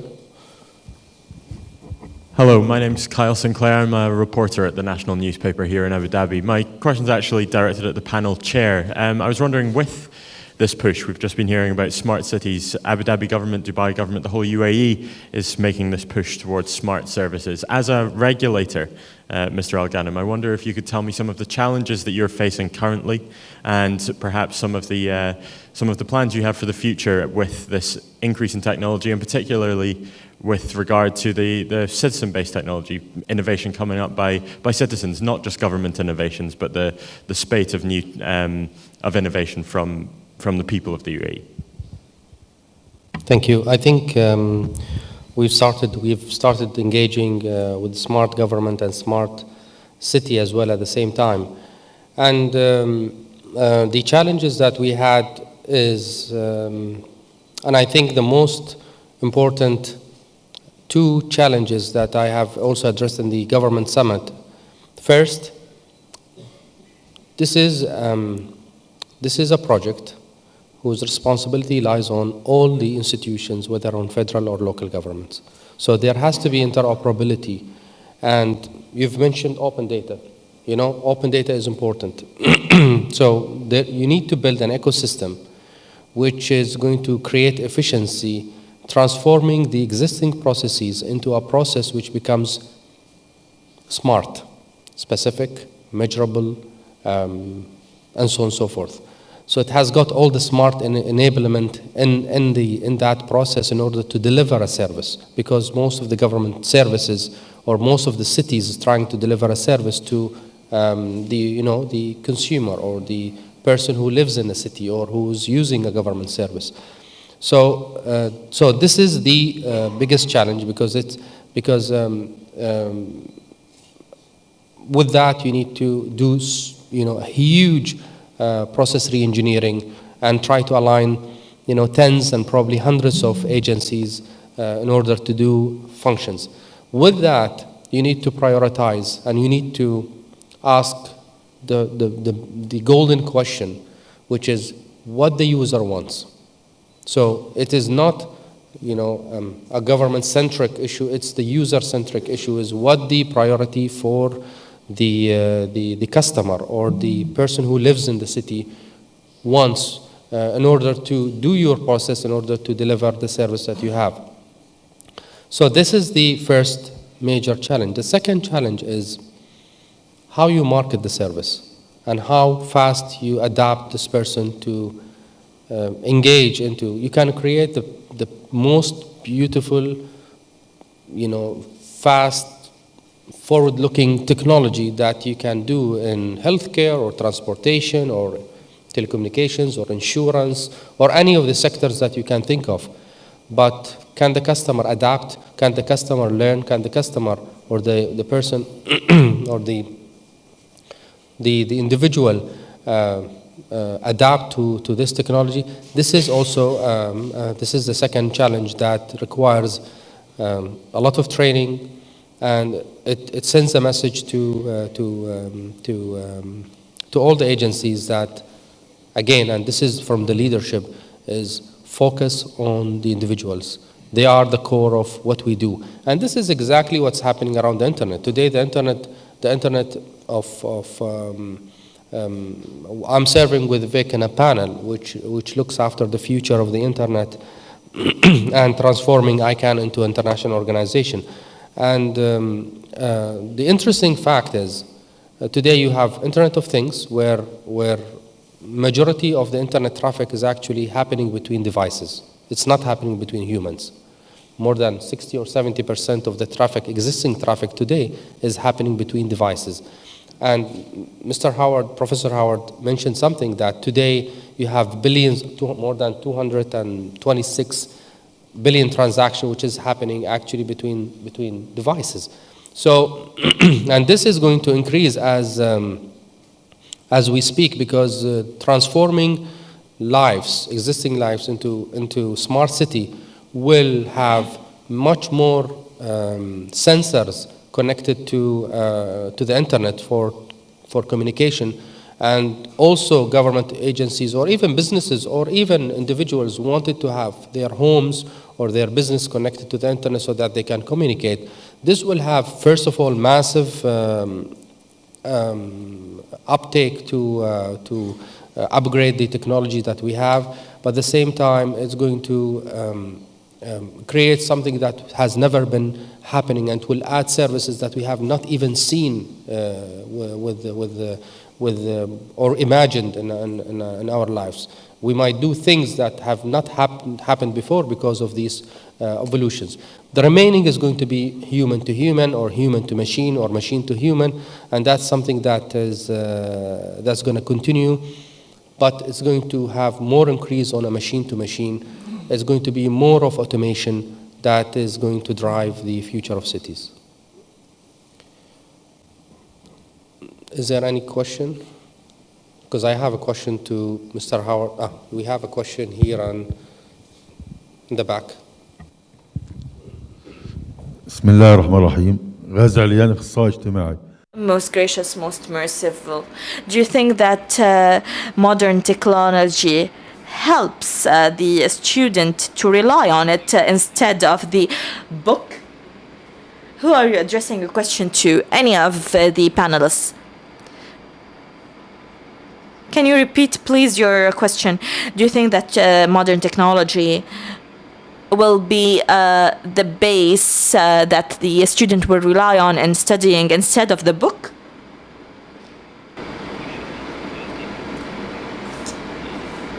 Students going to depend on the new technologies more than books and references, hard books in the future. What are the books of the future? They're already relying on other technologies beyond professors and books. And in my classes, I now have just decided that there's one person, and one person only, that I call the Wikipedia lackey, who is the only person allowed to use Wikipedia in class, but adds that to the discussion. In fact, the books of the future are going to be in many different forms, meeting many different needs. The traditional book that we have, that we receive some lovely examples, they will be with us, but they'll have limited purposes and limited circulations because they'll meet certain needs. Wikipedia serves a certain need, and we have now seen that it's kind of the general 7th grade reference work. And the tools that our students have and the skills that they are learning is the ability to judge and try and understand context, try to evaluate what's good and what meets their need, and try to put the pieces together. And that's going to require them to look at books, at videos, at audio things, at a whole variety of different media. Thank you. وأعتقد أن اليوم عندنا أمثلة. I think that today we have many examples in our UAE universities. For example, we have the Emirates University, who has an IT faculty that is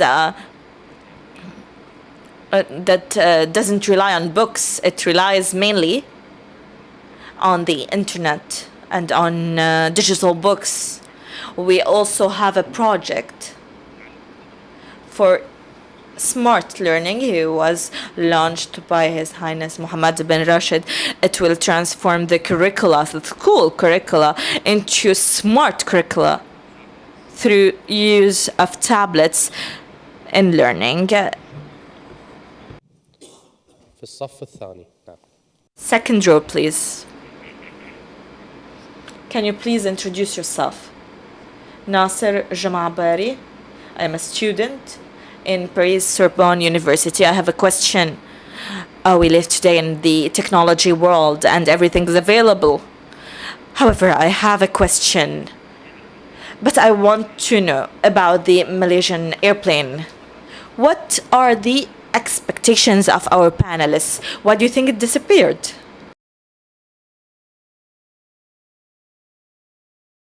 There's been already calls for the people to also search for the airplane. So, but anyway, anybody wants to take this? Howard? Thank you. First, let me say I don't know where it is. Yeah? But I would say that this is a good instance of how public problems have started to make use of the public as a resource, both as a research, as a crowdsourcing phenomenon, having all the eyes tracking satellite imagery. I'd also say it's important, I think, for our public conversation about the Internet of Things and what data is out there, because it turns out that there are surprising amounts of data about the plane engine parts that are tracked as the plane moves through space, things that most of us did not appreciate until one of the planes went missing. So the very first evidence that the plane continued flying after it disappeared was from the engine tracking devices that are actually set up by Boeing, as I understand it, to report temperature data, long after the engine has been sold to the airline. These devices report data back to the manufacturer about the condition of the equipment. So I think we've learned a lot about what data is gathered out of these devices. Okay. I have no idea why it's missing. I need to say that. None at all. I have the same sources as you, but I'd like to build on the point. We live, part of this world in which we live, the world of modernity, requires massive data flows. And the Internet of Things, all the things that we have discussed, at some level already exist and have been used to manage not only devices such as airplanes and telephone services, but the flow of food, the movement of goods and services. What we learn about that is that it's always with us, and it's been with us, and it's going to increase. And it's part of expanding the ability to deliver airplane services around the world, to telecommunication services. But it's also surprising that when we go out of it, when something happens we don't anticipate, that we don't quite have the data we need. Rolls-Royce indeed has these services on airplane engines to keep track of the hours of usage, the richness of the fuel, the heat in the engine, all as part of maintaining it and getting a longer life out of it. And from that, you can back engineer at some extent the flight pattern, knowing how high it went and what it did to some extent. And I assume they have done at least part of it. But we're now in a situation where we don't have quite all the information we need. And those planes did have the ability, at least I believe they did, for greater tracking data, but no one had been able to justify paying for it. Malaysian Air didn't want to have the detailed tracking device and the other kind of sensors that were offered to them. And so they said, we can't make money off it, so we won't.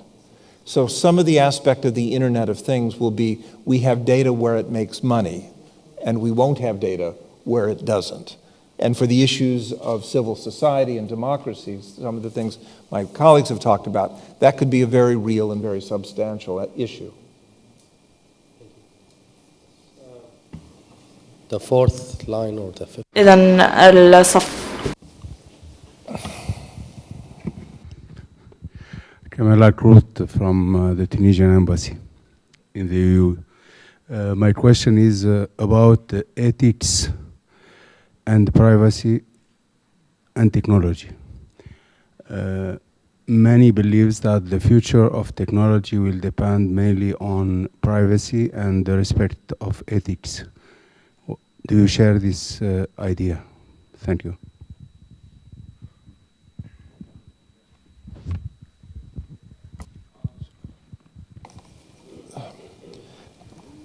We all live in small towns again, except our small town is the world. And that means we will be presenting ourselves differently and living lives that we had not anticipated 20 years ago.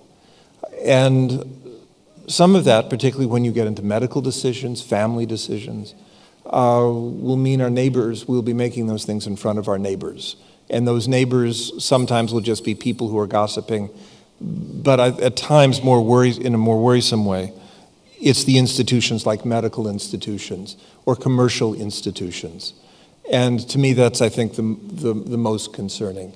That in effect, you'll be making a decision, and you'll be having people and organizations pushing you to make that decision, and they'll have a financial interest in the outcome.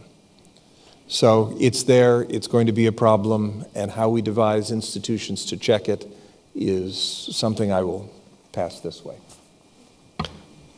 Thank you. We have two questions. Let's take them. And yes, the lady here. My question to Dr. David. If you please, we heard about nanotechnology. And we heard about this, so many advantages from this technology, which will serve so many fields, like medical fields, like vehicles and industry. What about this technology? What is the advantage? What is the disadvantage? And where we are from this technology up to now? Thank you. I didn't get it as well. Could you please repeat it just a little bit? بشكل We أوضح. didn't hear it. We're far away, and we're old guys and can't hear it. I can't hear you. I asked about nanotechnology. Nanotechnology. Yeah. I lost that. Okay. Nanotechnology.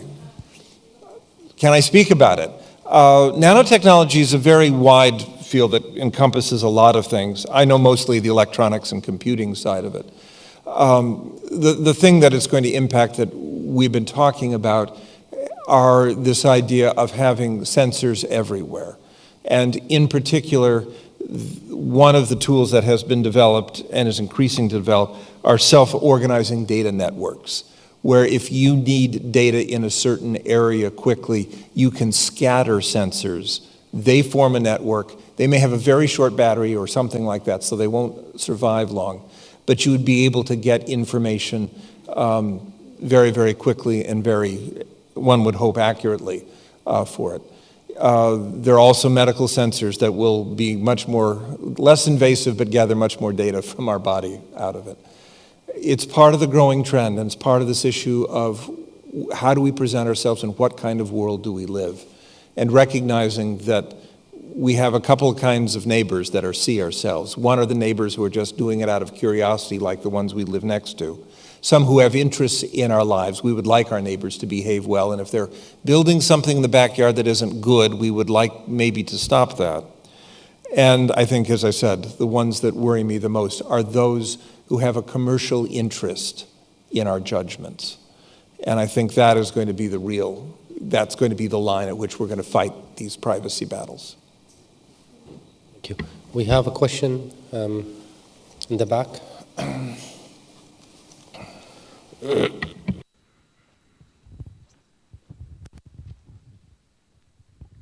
السلام عليكم ورحمة الله وبركاته. مشكورين صراحة اليوم على هالمؤتمر. I thank you very much for this conference, and I have a question.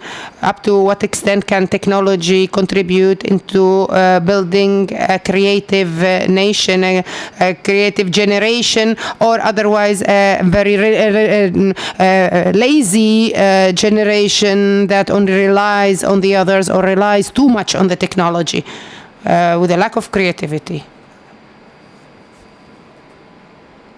It is really an important question, whether the new generation, which has born so that they have mobile phone in one hand and mouse in other hand, are going to be the better generation, as they always tend to be, or are they going to be the losing generation? The life, certainly for them, for the new generation, is very different. And the key question has always been for the new generation, with a better knowledge, with a better access to new technologies, whether they can do something useful with that, not just as a users, but as a creators. Their creativity should start from as early as possible, in my mind. If we give an access to technology to children in the age of 5, 6, 7, then also we need to take care that they are not just tools for entertainment, but also the tools for creativity. And as an experience, we started in Estonia to teach programming languages to children in the age of 6, 7. We call it programming the new tigers. They are kind of the new tigers. And it's very interesting to see that when you embed to the early stages of the school the use of technology, the the way how they use the technology to make films and movies, to make animations at school, to program software, to make web pages, what is their interest.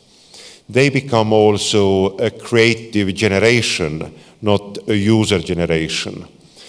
And I think most important is really to understand that those tools can't given just to kids for playing alone. It's good if they know how to use the technology, but it's much, much better when you give them an opportunity also to create something, to do something, and they see also the value of their productivity. Kids like to be creative and don't take that opportunity away from them. Thank you. Sorry for that. We have 4 minutes to go, and I wanted to give the last chance to the speakers to add something if they want to. I will give 1 minute to each. So about the future of technology, challenges, opportunities, impact. So. Thank you. I think several of the questions about the smart cities and books and about the next generation all speak to this sort of insecurity we have about creativity. What's going to happen to creativity in this new Internet of Things? And I think we should have some faith that the next generation is going to grow up with very different media from what we have had, or even different media from what our younger brothers and sisters or our daughters and sons have now. I am pretty sure that they will do creative things with the technologies that arrive at the door.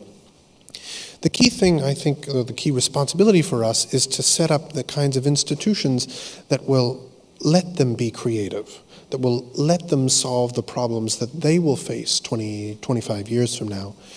And that responsibility comes with some of these open data initiatives that we've been talking about. It comes with the responsibility to make sure different kinds of organizations, some government, some business, some civil society, can all use technology in creative ways. If any one type of these organizations becomes too dominant, it's stifling for future generations. Vic? In my mind, people always tend to overreact to new technologies in a short term. It means we have a very high expectation for a new technology. It is a new promise to solve all the problems. It gives us all the ingredients for the better future, and this is a short-term hype we are living in. In long term, people tend to underestimate the impact of the technology. So in short term, we overestimate the impact of technology, but in long term, we underestimate. We need, I think, in present time, when we are having generations of different technologies laying on top of each other, we need to focus not on the short-term impacts of the technologies, but to understand and recognize and focus on the long-term impacts on those technologies which were created in 1980s or in 1990s or in 2005 or 2010, and how they are going to change our lives in 2020 because those technologies have made already their impact. Focusing on those long-term impacts and focusing on how the organizations can create a capacity and culture for innovation and managing with that complexity is, I think, the key and crucial issue at the moment. Thank you, Mr. Geer. Less than a minute. I think I agree with my two predecessors. It's your vision. The technology is secondary. If you have a good vision for yourself, your family, and your society, you will find ways of using technology and encouraging your children to use it to improve your lot. And if you don't have a vision, or if you have a mediocre vision, then you're in trouble. Thank you. And finally, I want to thank everybody, all the speakers, for their outstanding presentation and your also interaction with the questions. حاب اني اشكر المتحدثين على عرضهم وعلى اجابتهم شفافه للاسئله. This is a translation of the speech. The speaker translates for himself. Please thank them and clap for them for their very useful and fruitful interest. اسمي عادل. Honor and privilege to chair and moderate the second main panel for this conference this afternoon. It's our great pleasure here with the panelists to really give our congratulations to the Center for the 20th anniversary, as mentioned earlier by the previous panel. And it's really outstanding achievements what the ECSSR has achieved over the past 2 decades towards information technology and the significant contributions that the center, under the leadership of His Excellency Dr. Jamal Sanad Al-Suwaidi and the professional team in the center towards contribution to the knowledge economy. As an introduction, I will just have a brief outlook, and then we will start with the panelists and their presentations. Technology has created the digital information age.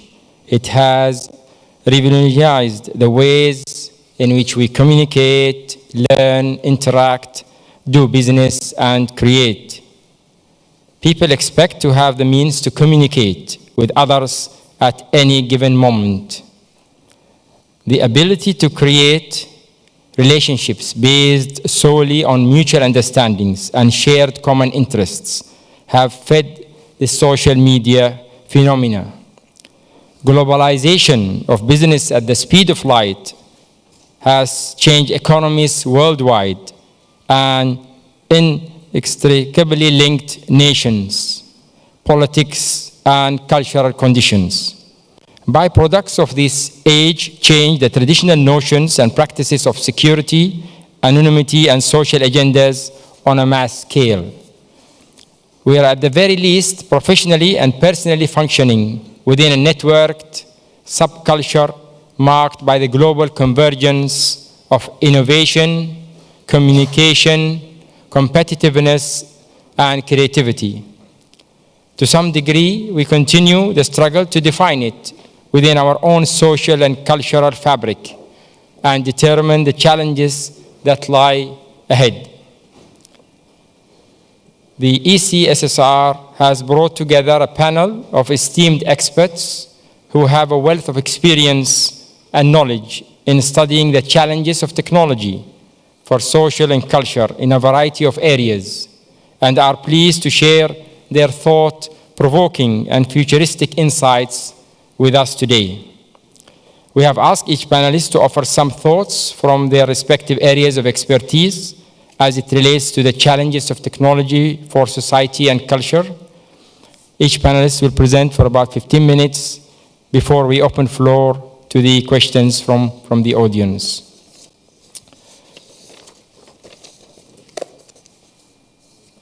Our panel topic is the challenges of technology for society and culture.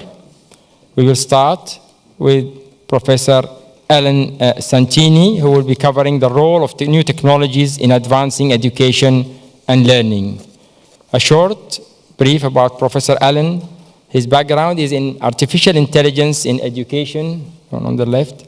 Among the key achievements in his career, I'll mention the establishment of the Virtual Center for Innovative Learning Technologies that he operates for 8 years.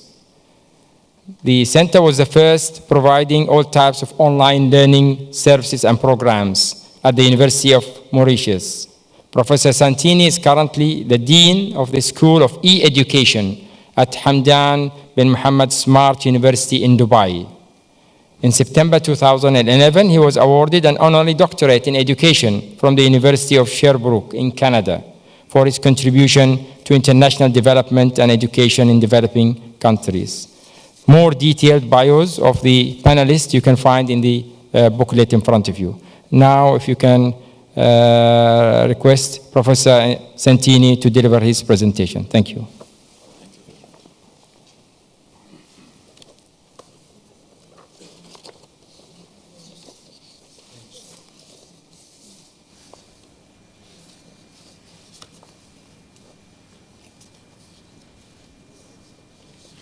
Thank you. Assalamu alaikum. Salam. Let me first thank the Emirates Center for Strategic Studies and Research and its director, Dr. Jamal Sanad Al-Suwaidi, for inviting me and giving me this opportunity to speak in this very impressive and interesting conference. In my talk, I'll try to answer a few questions. When I say I will try, would be very ambitious to actually provide definitive answers to this, but I can at least try to contribute. The first one is why we need to transform education, and then it's how from an economic perspective, and look at it from first the teacher's perspective and from a learner's perspective. The why, I really like this thing, which comes from a very famous talk given on TED by Sir Ken Robinson about creativity and the need for changing education paradigms. The education systems of today were designed to serve the needs of the Industrial Revolution in the 19th century. And one reason to change them is demography. I mean, the too many people waiting for access, and this is one of the major things. So we need to scale up. This is one thing. The second one is culture. I read in the UAE National Media Council yearbook of 2009 that the challenge is to transform a centralized bureaucratic system into a student-centered, decentralized learning environment. And this is a need which is clearly expressed, and we are still working on it. The third one is economy. This quote from the Horizon report. The Horizon report is a report done by the New Media Consortium in the US to just talk about the trends in technology and so on.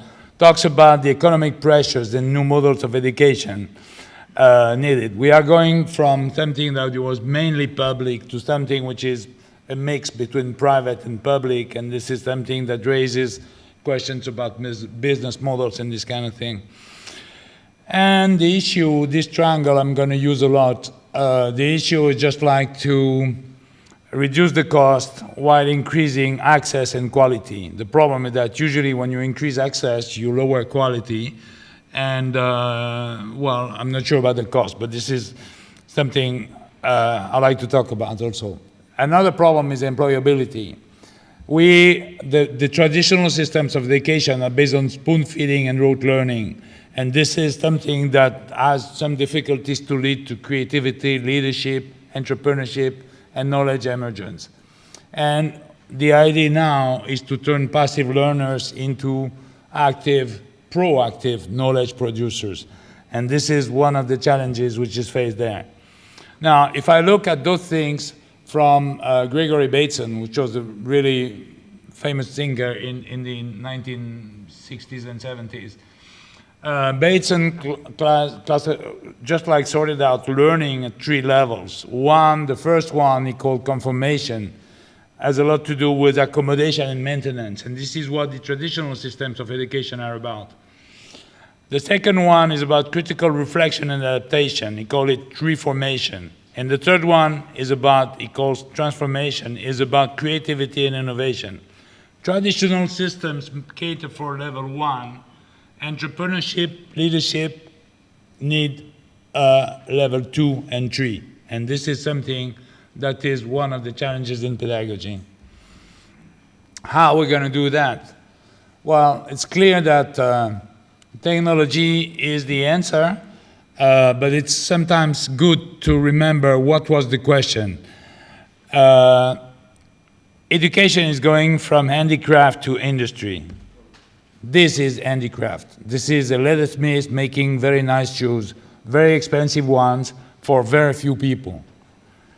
And we can say that this is handmade, it has high qualities based on the reputation of the maker, it's customized, it's expensive, and it is very limited production. So this is very high cost, high quality, and limited access.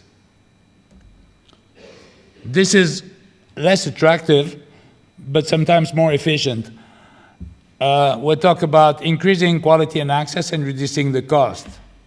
And this is where we are. Assembly chain, division of labor, technology, lower cost, mass production, specialization, quality assurance, and marketing. This is what means going from handicraft to industry. Now, if we want to know what's going to happen or what's already happening in education, we can refer to Adam Smith a couple centuries ago. Talks about increasing division of labor, specialization of labor force, and each worker becoming an expert on a given chunk of his field, of the general field. And, well, that's valid, I think. So, if we talk about transforming education from a teacher's perspective, this is from a famous French film called Topaz, from a book by Marcel Pagnol in France. And we want these guys to talk about supply chain based on the articulation of content expertise on the one hand, pedagogical expertise, technical expertise to just deploy the content there, and delivery expertise. And we want to use technology to do that and to go from the picture which is on the far hand side over there of the screen to a class using tablets and so on, as we see in many schools, and we want to see it more. And the key word, the magic one, is called learning design, which means, first of all, not starting with pedagogy, with technology. Technology is more a loudspeaker. Technology is a tool that allows to scale up and diversify and so on and so forth. But start from the pedagogical needs and the learning outcomes which are looked for. And this is, I mean, this is an example. Bloom taxonomy was something that was designed before we talked about pedagogy, but Bloom taxonomy has been adapted to that thing was called the pedagogical will, which means that it gives verbs of measurable learning outcomes that allow to link technology with learning outcomes and pedagogical objectives. Okay, I give another example, which is my colleague Diana Laurillard from the Institute of Education at the University of London, which has written a book called Teaching as a Design Science, when she explained that the teachers are becoming design experts, design professional. Every day they're just inventing that they need to share, they need to produce, they need to just like put on platforms, and those platforms now, they exist, and they're really easy to access and to create with. So there the keywords in the teaching profession should be design, collaboration, and technology. And basically we want to articulate the teachers' training and teachers' education along those lines. Those platforms, I mean, we have other examples in more either informal education or higher education with CloudWorks and the Open Learn project at the Open University, and everybody uses Moodle as platform for sharing this kind of thing and so on.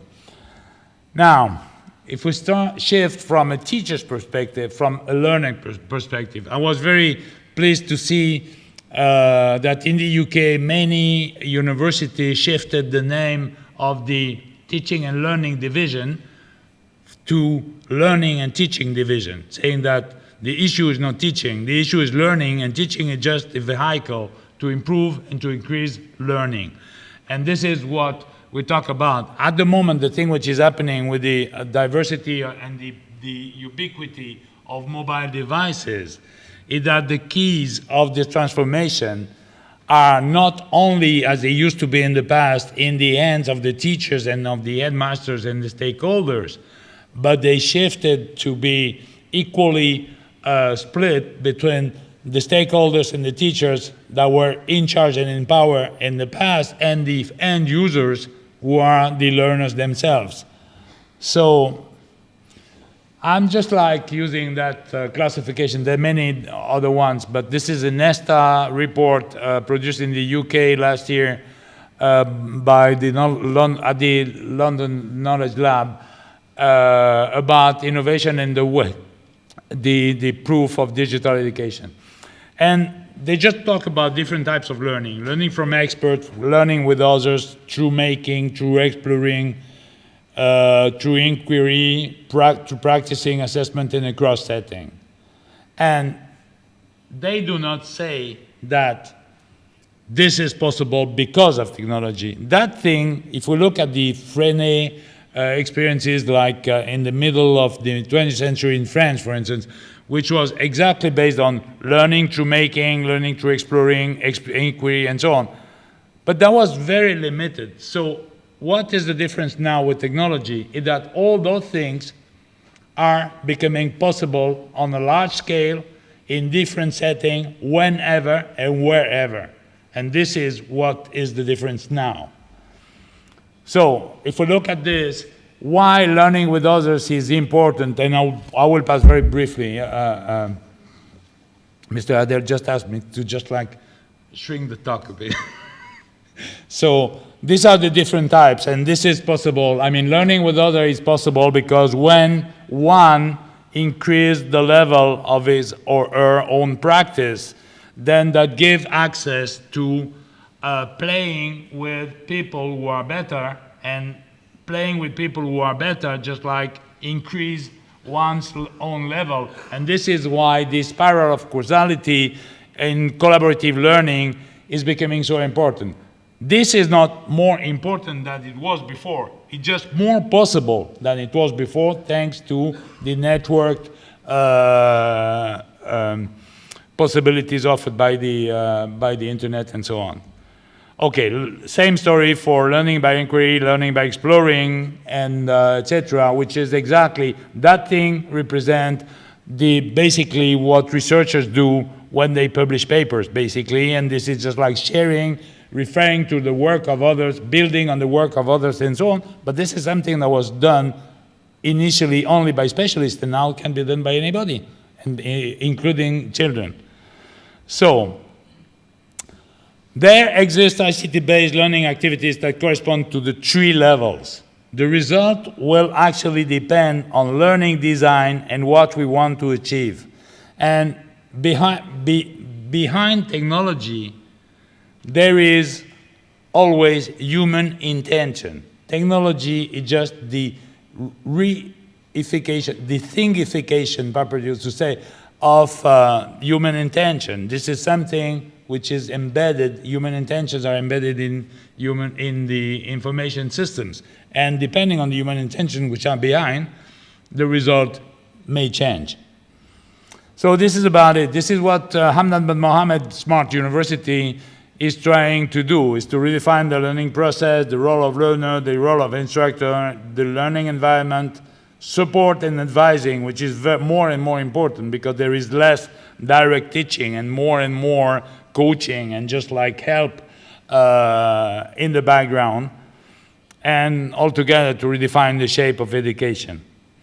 And we do that through, well, my school at least, because there are 2 other schools. One school is on public health and one school is on business.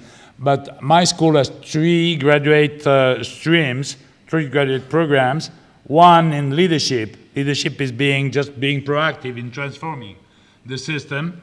One is in education and technology, which is about the tools. And the third one is on instructional design, that could be called also learning design. We can, depending on the way we look at it. So I thank you very much.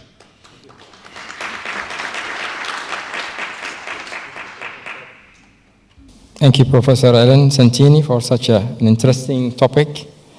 We'll continue with the esteemed panelists. We have second guest speaker who will be covering the new communication technologies and the media in the Arab world, emerging trends and future directions.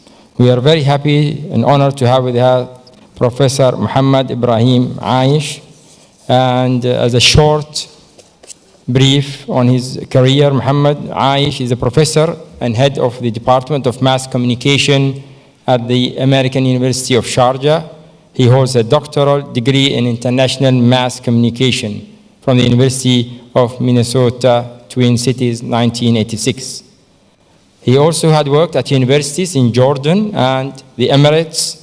He had worked as founding dean of the College of Communication, University of Sharjah, and as media advisor at the UAE National Media Council, 2010-2011. His scholarly publications include 4 books and over 70 journal articles and book chapters on Arab world media issues. His 2 most recent co-authored, co-edited books are Arab Media, Globalization and Emerging Media Industries, Polity Press, and Explorations in Global Media Ethics, 2012. Please welcome Professor Mohammed for his presentation. Thank you.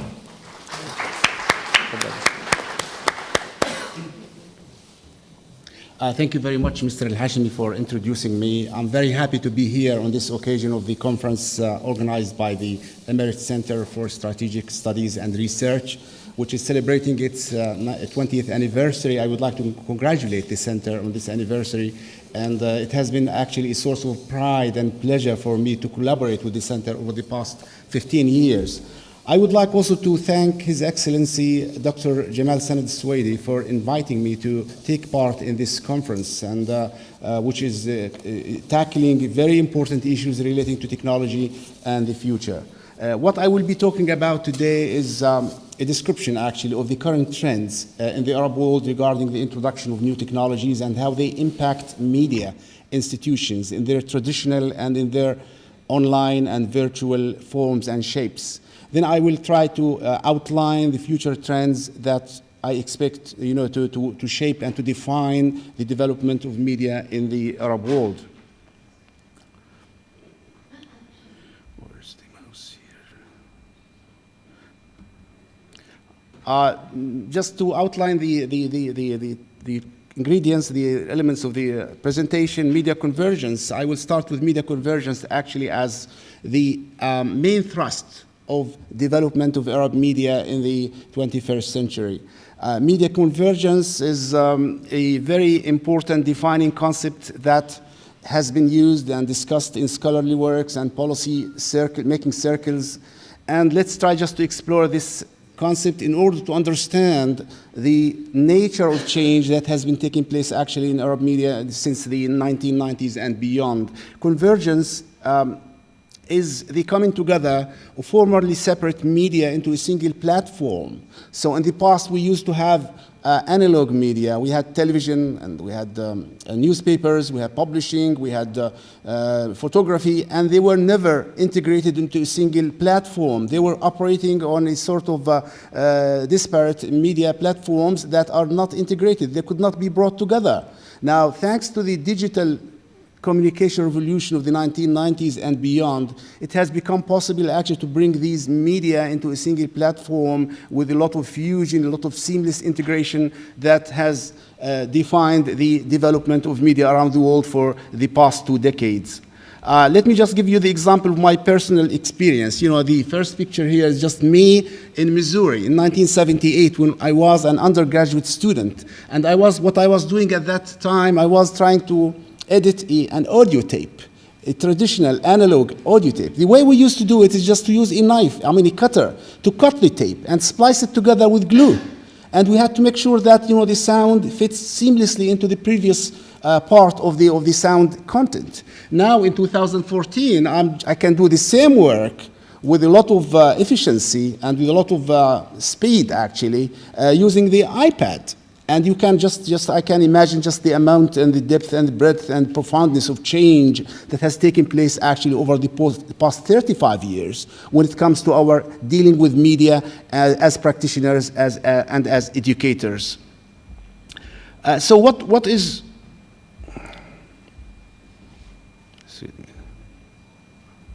Well, this mouse is... let me just go. Yeah. What is convergence about? Convergence is about creating synergies, about collaboration, and about multitasking. So it's a new mindset, a new culture that we have to understand to appreciate this type of change and this type of transition. There are three types of convergence that I will talk about today: technological, corporate, and professional. Now, technological convergence means that we have a fully digital ecosystem, multimedia-based, user-based, user-centered, and all the components are fitting seamlessly into each other's. And the best example, of course, is Google, a technology company that has turned into a media company also. The corporate convergence is about having media of different orientations and operations like print media, broadcast media, online media, and video, and all that stuff coming together under one roof. Examples include, of course, Time Warner and News Corporation, and here at home in Abu Dhabi, it's Abu Dhabi Media, where we have different media outlets that are operating under the Abu Dhabi Media Company. So it's about institutional and corporate convergence as well. Professional convergence is actually about centralized operations. Once we have media, having different media platforms under the same roof, then we have centralized operations like a newsroom, a single newsroom that will feed and supply news to different platforms, to television, to radio, to newspapers, to online. And there is a challenge here, I see. The challenge is that we need to prepare a new generation of practitioners who are able actually to deal with this multi-platform type of content generation. Universities bear a lot of responsibility in that regard, and so do media institutions themselves, actually. We have to create that culture of convergence so that we are able to deal with it. And we have to forget about, traditional media in the sense that they are deal with content on a separate and non-integrated format. The effect actually of convergence on media is not technological or corporate or professional. It's also changing the business model of media, how media organizations operate. And traditional model in the pre-1990s, either you have government-sponsored media or private media that are funded by advertising. So you have advertising companies, advertising companies that are providing the advertising dollars to news media in return for capturing the attention of consumers and publics, and that's the way it goes. In government-controlled media, of course, governments subsidize media operations, and in that case, in return for attracting the attention of the publics so that we have more awareness, more education, and more loyalty and more values that are being promoted in society. That's the model that actually prevailed in the pre-1990s before the digital communication revolution. Now, what we call the traditional business model disruptions. Actually, I don't like to use the word disruptors or disruptions to describe Google or Facebook or Apple, because these technologies are empowering also. They are positive. They are creating new opportunities for communication. And sometimes the word disruption gives the negative connotation that we don't like to show misunderstanding about these technologies. But in a way, they are disruptive to legacy media, traditional media that have been, that were associated with the traditional media systems. Now, let's take three examples here. The New York Times example, the New York Times business model, 49% of its revenue comes from advertising. Subscription constitutes 51%, and New York Times is getting into video, and more user-generated content is being also attracted. And I said just last time I was here at the center in a presentation about online media, the New York Times is using the content generated by readers integrating it into its news stories online. So the news user, the news consumer, is becoming a newsmaker. Actually, it's part of the story. And this is a new development that is also being repeated at international levels at the BBC as well. Now, another example is the Cook's Illustrated, which is actually getting a lot of revenue from print and digital subscriptions. And it has a television show on PBS and trying to rebrand itself as a digital type of publication. The Washington Post is another example. The striking thing about the Washington Post is just a year ago, you know, it sold Newsweek to the Wild Beast, you know, and then last week we discovered that Newsweek was resurfacing as a print publication, and it had that type of headline on its cover page, "Long live print." And you know, I don't know what that means, what the implication is. Shall we reconsider our, you know, glorification of cyber media and the online media as the final frontier, or shall we think of this as an isolated case, you know, that should not be used actually to generalize about the future trends of media? And I leave that to you or to analysts to contemplate on. Now, we move to the Arab world. So we have the global model of convergence, which is bound, or was bound actually, to affect and to impact Arab media. The pre-1990s era was characterized by analog technologies, terrestrial broadcasting, telephony-based telecommunications, state-controlled broadcasting, except for the Lebanon, where there was just one private broadcasting station, and mixed press systems. You know, print media were either owned by government or by the private sector, so it's a mixed press system.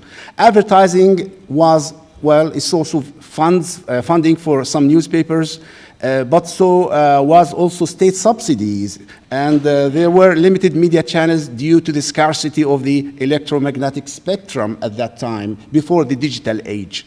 Program imports were defining the content of media in the Arab world, because, you know, if you wanted to broadcast, for example, on a 24-hour basis, then you have to make sure that you have available at your disposal the right quantity of program to fill in the time. The 1990s and beyond, the 1990s brought with them actually a huge transition into the digital age, and the Arab world was not outside this impact. It was part of that revolution. It was part of that transition. And we got the satellite television and the web and digital communications, private sector engagement. The first broadcasting television station, a private one, was launched in 1991 from London, NBC. It was a very important development that marked actually a transition in the Arab world into private broadcasting. Globalization was becoming the key word actually in the Arab media, because every media, once it got international on satellite and on the web, it became global because of its greater reach actually to audiences beyond the Arab world. Private media were taking the lead, you know, in media enterprises, and there have been a lot of investments actually in the part of private media in this sector. Social media, I mean, I'm not going to talk more about social media, but it's part of the evolving Arab media sphere, and it's part of that transition actually into the digital age of communications. There were consolidations and acquisitions. Some groups have been formed, media groups like NBC Group, for example, like Rotana, like Shweri Group, and other groups, because it has been actually realized that you cannot really manage, or you cannot operate a medium, a channel of communication on its own. It has to be part of a group, because competition is so high, and you have to use that consolidation to try to survive in this highly competitive age. Now, if we try to look at the landscape and to map the landscape of the Arab media scene, we would see that we can identify three types of players actually when it comes to communication, to this transition. The first one are the gutsy adopters. They are courageous, they are pioneering, they are at the forefront, they want to be the adopters, the early adopters of technology. So they are brave and they don't look back, okay? The second are the ambivalent, who are hesitant. They are not sure about, well, if they are going to be part of this bandwagon or they would be left behind, so they have some sort of leg here, another leg on the other side, and you don't know exactly what they are doing. And the laggards. The laggards are those who don't care much about this transition. They don't care. They would stay in their own silos, you know, in their own fortresses, and they are not part of this transition. We can also identify forms of engagement to include mirroring. For example, there are some media in the Arab world which have their physical world media platforms, you know, and their online media platforms. And the online media platforms are just mirrors, mirror images of what we have in the physical world, and nothing more. And that's not good, of course. The second is morphing into the online media environment. So we have traditional physical media organizations, still they have another extension into cyberspace, which is different. It's not a mirror copy of what we have in real world situations. They have interactive, more dynamic, more user-centered websites, and just different. And the third is the migrating, who have decided to migrate forever into cyberspace and not to look behind. And you know, these are just the gutsy adopters, those who think that they have a lot of trust actually in new media, and they think that digital media would provide them with lots of opportunities that they don't have even to think about legacy media of the past. All right. Now, of course, you know, convergence is not just about technology. It's not just about investment. It has more to it, actually, than these two issues. Technological changes, technological transitions are very important.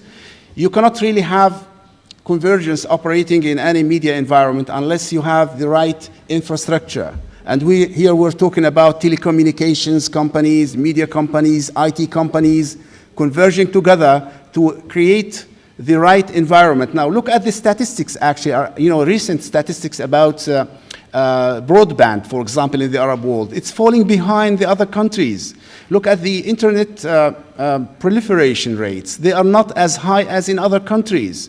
If you look, for example, at other indicators, you would think that technology is still in its infancy, and it needs to be brought forward, actually, with major convergences between the different companies and different technologies that make convergence a possibility.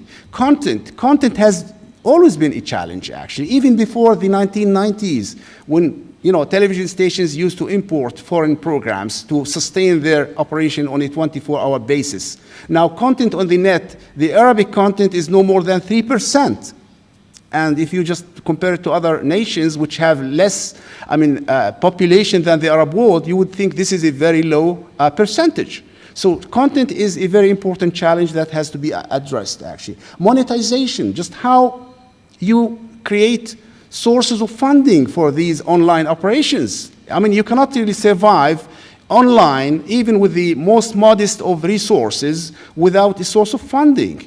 And regulation, it's a big challenge, actually, for government, state regulators, and other stakeholders, because, the problem here is that technology is moving faster than policy making. So we are chasing the technological changes, and we all try to enact new laws today, and tomorrow another technology is emerging, and we have to try to cope with that. It's a very big challenge that it has to be addressed also. A mindset here. A mindset means that, convergence is not about technology only, it's not about business models, it's about creating a culture, in sort of understanding of what it takes actually to bring these media together and to create new jobs, or to new products, new packaging, new distribution systems. It takes a mindset, culture, that has to be promoted by universities and by the media institutions themselves, on the part of practitioners as well as the users, the general public. They have to understand what exactly it takes to have convergence as a successful type of phenomenon.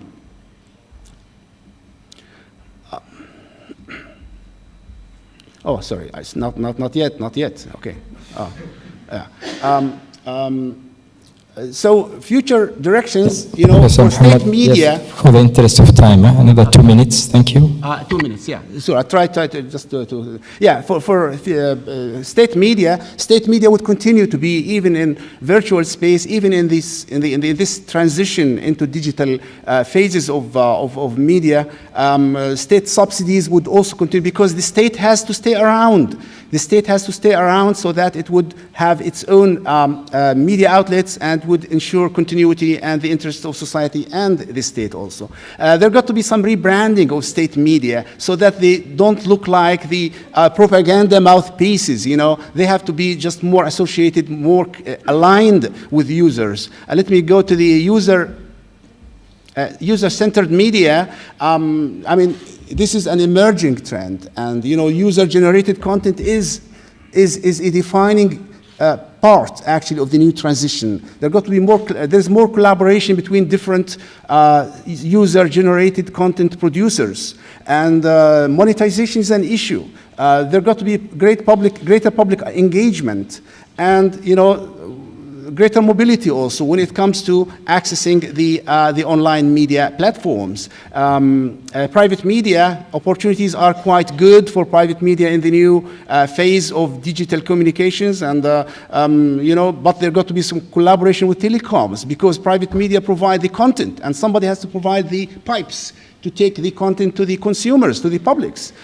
Greater mergers may occur, innovative packaging and rebranding is required, and better monetization techniques. Now, IT and telecommunication companies are part of this revolution. It's not just about media institutions, they are part and very important players in this type of transition. I really apologize for exceeding my time limit, and thank you very much.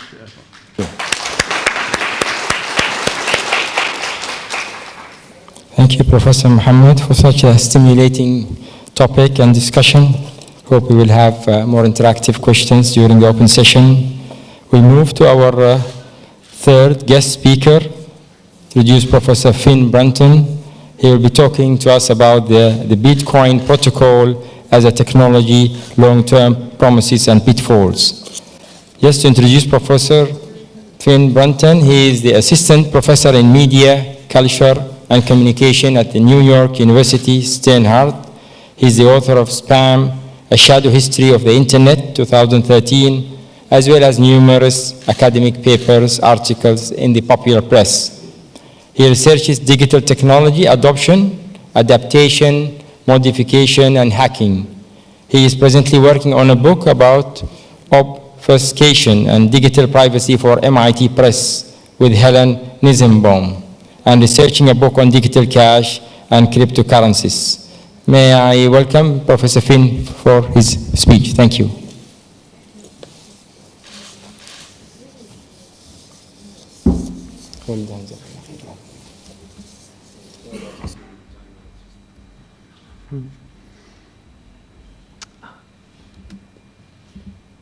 Lovely.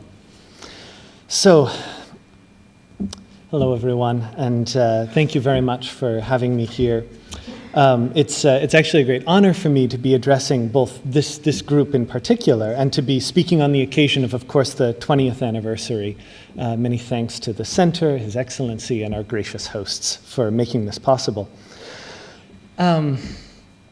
I was originally trained as a historian, so anniversaries really speak to me because they give a useful opportunity for parallax between then and now, between ancient and modern. And as was said in a session earlier today, one constant of the history of technology is that we always overestimate the short-term impact and underestimate the long-term impact. And I think this talk is going to be kind of an object lesson in that today. I'm especially delighted to be in this part of the world because it happens to be the coincidence of two things that are very interesting to me. One is the development of contemporary e-cash, and the other is the rich history of early modern trading networks. And part of what I love about this is that both of these things, one from yesterday and one from several centuries ago, combine a really interesting set of problems around trust, around authentication and verification. What you see on the lower map is a world with a breadth of financial instruments, things like coinage and objects of barter, spices, pearls, silk, but also social systems, letters of credit, bills of exchange, hawala networks, methods of moving capital around that rely very heavily on social identity. We live in a world of networks too, of course, and we likewise face problems, very grave problems, of trust and verification. How can you be sure that you're getting a website that you requested and not a man-in-the-middle copy designed to capture your password information? How can your credit card be sure that you are you? How can you trust anonymous users? And I think there's going to be a session tomorrow that Professor Nelson will be talking about partially that touches on some of the problems of coordinating anonymous groups and anonymous actors. How can you verify an e-currency, including an e-currency that's not backed by a bank? So this is the original appearance of the paper that described the Bitcoin protocol by Satoshi Nakamoto, a pseudonym, which was, according to Newsweek, one very specific person, a grouchy engineer in Los Angeles who collects model trains, but which now is almost certainly not that person, given that he's retained legal counsel and apparently will be suing Newsweek in short order over the announcement. So we still are not entirely sure who this person is. But nonetheless, whoever Satoshi Nakamoto is, this is the original posting of the paper, and what I'm going to do is explain what those main properties mean, and in particular, and this is what I would hope will be one of the takeaways for today, I'm going to explain that the money part of this, the part of Bitcoin trying to act like money, is in many ways the least interesting and least significant aspect of what the protocol could do. And I'm going to argue for some of the positive and useful functions that it has. It's easy to miss this under this sort of haze of, crime and speculation, financial hot air, drugs, guns, pornography, the usual financial infrastructures of the criminal internet. I would like us to set all of that aside and to try to focus on the technical function of the protocol itself as a system for establishing trust between strangers. So this is all of Bitcoin in a sentence, all of the protocol. Bitcoins are entries in a distributed database widely shared between users on a network, and that database persistently tracks ownership by address. Now, this is fairly opaque, but I'm going to go through several steps to explain how this works in practice. But that's sort of a sentence for thinking about this. It has nothing to do with money as such. All it has to do with is a mechanism for a distributed group of people who don't know each other to keep track of who owns what. And this is what actually happens if you engage in a Bitcoin transaction. If I send you Bitcoin, I use a private key to send Bitcoin from my address to your address on the Bitcoin network, which is just a network of users running on the internet, like any peer-to-peer network. Now, what makes Bitcoin different is that this transaction, my sending of Bitcoins to you, is then broadcast out to the whole peer-to-peer network of people who are also using the system. And that transaction of me sending to you gets added to a block of other recent transactions. And this block is then added to something. My heart goes out to the translators because there's a lot of neologisms and jargon and slang in this, but it's necessary because this is sort of a new field. This block is added to something called the blockchain. And the blockchain is a shared public ledger of all transactions that have ever taken place on the Bitcoin network. That process of sending out the transaction, of adding it to the block and adding that block to the blockchain is called mining, and I'll explain why in just a second. Now, you might say, well, what is to prevent people from sending out transaction information that is fake, saying that I sent you Bitcoin when I didn't, that I send the same Bitcoin to multiple people, a problem known as double spending, that I've done all kinds of mischief and misbehavior. What keeps that from happening is that adding a block to the blockchain takes a certain amount of computational work. It takes labor on the part of computers in order to actually validate transactions. Now, to make it so that people will actually do that computational work to verify that these transactions are accurate, validating a block rewards you with new Bitcoins, hence this verb mining. The problems that you have to solve in order to do this work, validate a transaction, and get new Bitcoins get sort of progressively more difficult. They become progressively harder to slow the production of new Bitcoins, to slow their introduction into the system. And that is literally it. That's all that Bitcoin is. It's just a sort of artificially slowed down mechanism for keeping track of transactions and making it difficult enough to validate those transactions as true that people will not do tons of fake transactions. Now, this looks fairly abstruse, and there are many, many other technical details under the hood that I would be delighted to discuss one-on-one or in the Q&A, but the crucial part for today is that this is a system for a distributed community of strangers on computers and devices to collectively confirm the activity of any one of their constituents. And what enables this verification is a kind of intentional friction, which you can see in this picture here. To sign off on a block of transactions, and you can see this concept of the block listed here, you have to guess a very difficult number, a hash, that's based on the transactions that took place in that block. And if you see that long string of zeros there, that system progressively adds zeros to the number you have to guess, making it less and less likely that you will be able to successfully guess that number in short order. You have to produce more guesses, it becomes progressively harder to do so. The beautiful thing about this is that it's very difficult to guess this particular number, but it's very easy to verify that someone has guessed it correctly. So after you do a very large amount of work to produce this sort of very unusual looking number, it's very easy for everyone else to check and say, yes, this matches what we were looking for. We can all sign off on this jointly. This person is engaged in, this set of transactions is accurate. These can be verified and added to the blockchain. It's related in this application to so-called P versus NP problems, which are a very interesting set of mathematical issues that have a lot of relevance for cryptography, which again, I would be more than happy to discuss one-on-one or afterwards. Now, what this means, which is kind of marvelous, is that the only way to game the system, the only way to engage in mischief, is to have more than half of the total computational resources on the network under your control. It's the only way to consistently outguess everyone else and get false information into the system. And that more than half is an enormous amount of computational power. These are boards of custom Bitcoin mining chips built to do nothing but guess these hash numbers. They're immersed in this liquid called fluorinert, which is an electronics coolant liquid that's boiling, as you can see. This is from a full-time Bitcoin mining facility in Hong Kong. You need this liquid because the chips are working so hard and get so hot that if you left them to be air-cooled, they would melt or possibly spontaneously ignite. Now, what the Bitcoin protocol is doing with this is producing trust in the currency. Everyone can verify via the system that address such and such, say my address or yours, has Bitcoins of some provenance, that everything is correct and above board, no one is forging or counterfeiting, all the transactions are legitimate. So far, so relatively strange. But what's interesting is what this could enable, the system of distributed trust.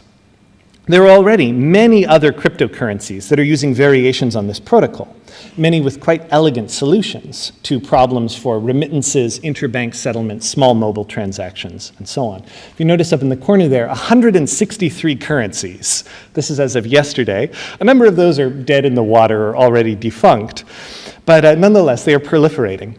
And as my own research will demonstrate, I can actually tell you that there are many more systems based on this that don't look or behave like money at all. And those are the truly interesting areas. There are systems that function like distributed notaries. Everyone can attest that you, without knowing your identity, made a certain statement or confirmed a contract or released a particular digital object to the world, time-stamped and witnessed by a global peer-to-peer network. There are domain name services built on this model. There are systems for voting, for distributed online file storage, for new kinds of social networking, even smart hardware, which is very weird indeed and speaks a little bit to some of the things that Professor Howard has already described. An Internet of Things where the things know who is supposed to be using them and why. Now, I would like to close with one more application, which is, to my mind, potentially the most significant. You can think of the Bitcoin system as I've described it as being something almost like a corporation. It has shareholders, which is people who invested in the currency by buying hardware that contributes computational work. They then get dividends in the form of Bitcoins in return for their quote-unquote investment. This is a flawed analogy, but I think it frames the takeaway I'd like to set up, which is about the development of distributed autonomous corporations and organizations that are built on the Bitcoin protocol, or on versions of it. Using improved versions of these technologies, which are currently under development, you can create rule-structured companies that provide services built on resources provided by shareholders, with the resources and the ownership being verified by the systems that I've described. The shareholders could get things that are readily turned into money, or get access to a pool of collective resources, or to wholly different forms of reward. It can produce a completely headless, cell-like organizational system that can do the work of a startup or an established company with almost no overhead. There are a bunch of early projects moving in this direction, many of which speak to some of the things that Professor Greer has described. The hacker fever is hot in this domain, especially where it touches on other next-generation technologies. I promise you, I'm not a betting man, and I'm certainly not an investor, given that I'm an academic, but I promise you that something huge and very technically and socially interesting is going to come out of this domain. And the only question that I have is how we can get out ahead of it, turn it to good purposes, and do useful things with it. And needless to say, if you would like to email me or discuss any of this further, I'm more than happy to. Thank you very much for your time. Thank you, Professor Finn, for another interesting presentation. Now we move to the open discussion session where we welcome to the floor to receive any questions. So if anybody is interested to give a question, just raise your hand. There is a mic. We'll go around. Just introduce yourself, and as much as possible, if you can kindly keep the question to the topics that has been presented within the panel this afternoon. Any questions? Yes, lady over there, gentleman.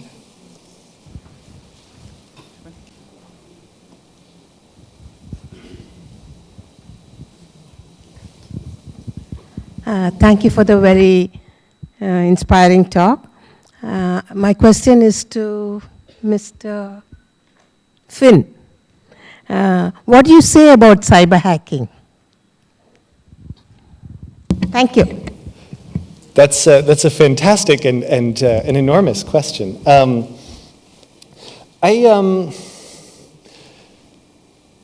Well, I guess if you don't mind my asking, could you frame that a little bit more for me? Like, do you want to know in terms of like what kinds of threats it presents for the future, or what kinds of systems we can use to manage it or redress it? Oh, so those. No, I mean it's a major area of concern. I've got a couple of. I have so many thoughts about this. They're all kind of jamming in front of each other, if that makes sense. A few different responses. One is that this is absolutely a problem that is not going away anytime soon. The old rule of thumb is one of the many old rules of thumb of security is that to assume that you have a completely foolproof system is to assume that you are smarter than everyone else in the world working together. However, there are a couple of domains in which weaknesses in cybersecurity are being fixed, and the core of those weaknesses is people. As Snowden has said, and as people in the NSA have said, the technology is actually pretty good at this point. Like, strong encryption is still, the math is strong. Everything else is incredibly weak and hopelessly compromised. And most of that weakness is about people. You can build a fantastically secure installation with carefully trained users and really like world military grade software, and people will still pick up flash drives that have been dropped in the parking lot and plug them into their machines to see what they can find on them. Employees will still rat people out. People can still be bribed. Leaking will still happen. So a lot of the technological work in cybersecurity, as I see it in the near future, is no longer so much about securing the network as such as it is about securing the people on the network. It's about things like training, user interface work. It's astonishing how much you can still, and I've actually done some empirical work on this, it's astonishing how much people who are security professionals can still be taken in by so-called phishing messages. A message that purports to come from the IT desk and asks you for your password. You'll still get between 15 to 30% of people, and I'm talking about people who are trained in security and work in the industry, who can still be taken in by those messages if they're sufficiently well designed. So finding systems that can intervene between the fallible humans and the highly secure devices to make sure that the humans become a little less fallible, I think that's a major area of innovation. So that was kind of a long answer. Thank you.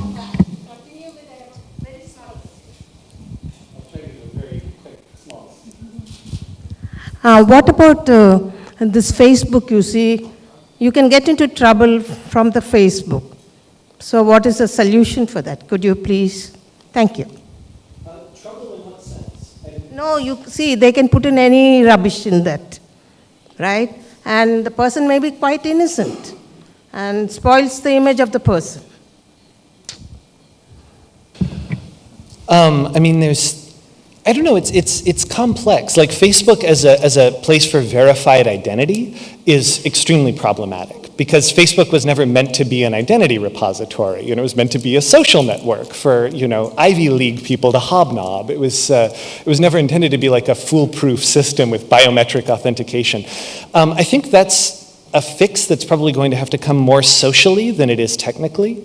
There are like trusted identity repositories. I think people are just going to have to come to terms with the fact that Facebook is an extraordinarily weak system. It's a very easy system to hack. It's a very easy system to take advantage of in various ways. So people will just have to learn to not trust activities from Facebook that might seem, for example, out of character or have legal consequences or things of that description. I hope that addresses your question.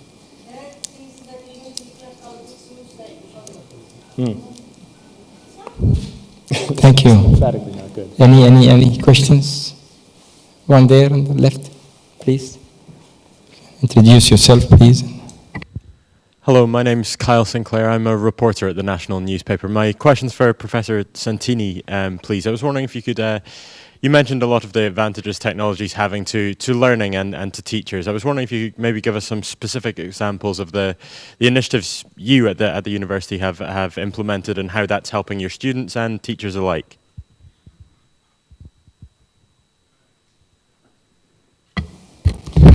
Thank you. Yeah, well, this is part of the current trend in most universities at the moment to have, for instance, a clear linkage between publishers and end user iPhones. This is the type of thing. So allowing all activities, assignment, and so on one own's personal device is probably one of the most important things there. That works at two levels. It works at the level of the individual, the learners on one side, and at the level of the system on the other. The main issue is about, we talk about decentralizing control, basically, and that applies to the classroom, that applies to the institution, that applies to even bigger systems, national systems, and so on. And when you decentralize the control, basically, the concern becomes the quality. So there's been a major emphasis on quality frameworks and quality control to make sure that empowering the learners and the end users doesn't lower the quality. So this thing about just like publishing, allowing to learn everywhere and anytime, and making sure that that thing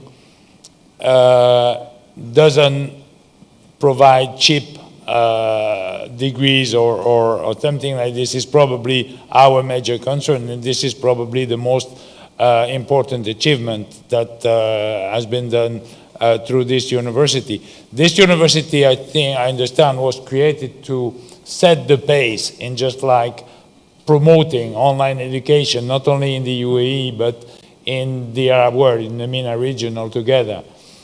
So. Thank you. Question here? طيب بعد الأستاذ قايد حاضر. Yeah, my question is addressed to Dr. Introduce yourself, please. Yeah, I'm Dr. Hassan Al-Subahi from UAE University. This is for Dr. Aish. Yeah, I would like you to elaborate more on the convergence and the Arab media, and give us more evaluation about it, and if there are any barriers or any difficulties we want you to mention them as much as possible. Can you expand on your question? Do you want me to evaluate what? The conversions in the Arab media. Well, this is actually the subject of the presentation, convergence in the Arab media. And, I think Arab media are embracing convergence. But, with the time was almost enough for you there, so I wanted to elaborate more. Sure. Actually, yes. Actually, convergence is defining the development of Arab media. And Arab media, more or less, are embracing convergence, but with different degrees, of course. You would find, for example, in the GCC region, for example, they are at the forefront of this transition, while some other countries in other parts of the Arab world, they are still lagging behind. It's an issue of investment, an issue of financial resources, an issue of vision also, an issue of culture, of mindset about what this thing is indeed going to give to us as a state, as a society. So you wouldn't find, sort of the same Arab media, all Arab media are doing, approaching convergence with the same passion, with the same enthusiasm, or with the same resources that they would like to invest actually in this type of phenomenon. But eventually, I think they have to understand that the question that is facing Arab media now is not whether we would like to be part of this transition or not. No, they have to be part of it, because this is the final frontier in the future. Everybody has to go virtual, to go online. And the sooner the better. But we don't I don't actually encourage sort of leapfrogging, trying overnight to go totally virtual. There's a transition, the phase in and phase out the legacy media and phase into the new media. And in this case, of course, you would guarantee that you have the human resources, the technologies, the culture, the mindset, because too many things get into this process, and you cannot really get them right away in overnight. Thank you. Thank you. Abdul Karim, please. Abdul Karim Al-Aidani from Admo. Now I have a question for the gentleman, Alan. Now you talked about education, I believe. So really, you mentioned that we could go on from the books to, actually I have 3 questions for each gentleman, just to make it difficult. So these books can be made into a digital, whatever, laptops, whatever. Now, are you considering here digitizing books or going smarter education? Are you going to the smart field of education, intelligence, smart education of the field, or you are only digitizing whatever it is in the books? That's your question. Now for the gentleman here, for the media, also you talked about the media. I know you've gone about 80s, 90s, whatever, all these medias. Now, have you ever considered smart media? Have you ever considered smart media in terms of intellectual interactions and also smartness in the terms of intelligence media? Intelligence media. Now, the gentleman here, you talked about bitcoins. Now, bitcoins, as I've seen that you have a lot of these chips could be blown anytime or something. Have you ever considered quantum computing? This is the nanotechnology. Nanotechnology, it could be of the yesterday technology. We have the Pico technology today. It is ongoing, the 10 to minus 12. Have you ever considered quantum computing or not? Thank you, gentlemen. Thank you. Finn, we'll start with you. Please, answering. Take. Okay. Helen. Thank you. So I should start, right? Yeah, with my question, not with this question. First question. So, well, I never talked about digitizing books. I talked about just like having a supply chain from the producer of the content to the end user. The issue of books is another story. The major problem with online education, especially with online education in the Arab world, is there is a lack of content in Arabic. And this is something that needs to be improved. And we're not talking only about books. We're talking about any content, for instance, which is produced by a lecturer who's teaching a course in a university or in school and so on. And there is something with academics. They don't want to be given ready-made stuff. They need to have some academic freedom to produce new things. And well, myself, I mean, I've been changing this presentation about 4 times, you know. This is the kind of thing you just want to make it lively. If you want to make it lively, you need to have one part which is stabilized, which is part of the culture of the institution or of the country. And this is what is called classical, I would say. This is what I would define classical. And they're things which are a much shorter life cycle. And this is something which is allowed with the current technology. You have things that have a long life and that should be stored. And these things used to be books, I mean, hard copy books, but now they can be e-books or whatever. But my question is smart education. Have you ever considered smart education? I'm not talking about digitizing the books. You can digitize whatever books you like, but is it smart to digitize?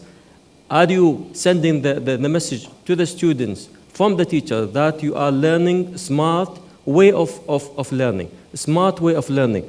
I don't have to read the whole chapters. I can have a summary of that chapter and I can be intelligent in that area. Have you ever considered smartness in education? That's my question. Well, it's not to me. May I return the question and just like ask you to just like what is exactly meant by smart education? Because smart education for me is making people smarter. Making people smarter is allowing people to use smart devices that will empower them and just allow them to learn all the time, everywhere, anywhere, and add to the flexibility. So this is shifting the power from the teacher to the learner. This is shifting the focus from the teaching to the learning. So this is my conception of smart education. I may be wrong, but if we agree on that definition of smart education, this is exactly what we are doing. By doing that, we just make everything available with an overall quality control system on top of it to make sure that not only the learners are empowered, and this is a learner-centric system, but that thing respects the quality standards that we want to achieve. And this is my conception and Hamdan Smart University conceptions of smart education. Actually, smart's based on efficiency. So if you have an efficient education, that the student can teach the teacher. This is what I want. The student can teach the teacher. This is the smartness, not smartness of digitizing. The student can teach the teacher sometimes, and sometimes nobody can teach anybody, neither the teacher nor the student. They can just help each other, you know. This is also one thing I would just like. I mean, the role of the teacher has been moving from somebody who knows everything to somebody who's just trying to catch up because the other ones are just learning at the same pace he is, and they just exchange it. So this is a much more collaborative process than a one-sided control process that is used in the past. This is what we think about this. Thank you. Professor Mohammed, please. So I have a question about your definition of smart. New media are smart if you think they are empowering, they are interactive, they are multimedia based. The packaging of the content now has been defined in different ways. It's individualized consumption,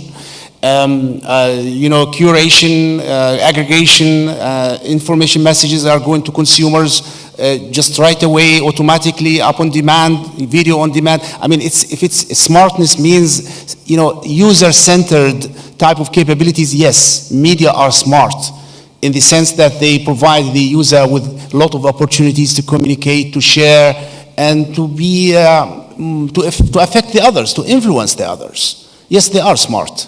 New media are smart. Of course, it's not in the content, it's the technology that is making them smart. And technology is a product of human innovation. And at the end, you're talking about it from the perspective of the manufacturer or the user. I think it should be centered on the user. The user decides if this is smart media or not. I mean, do you agree with me? I mean, it's the user who is the reference point for defining what smartness is.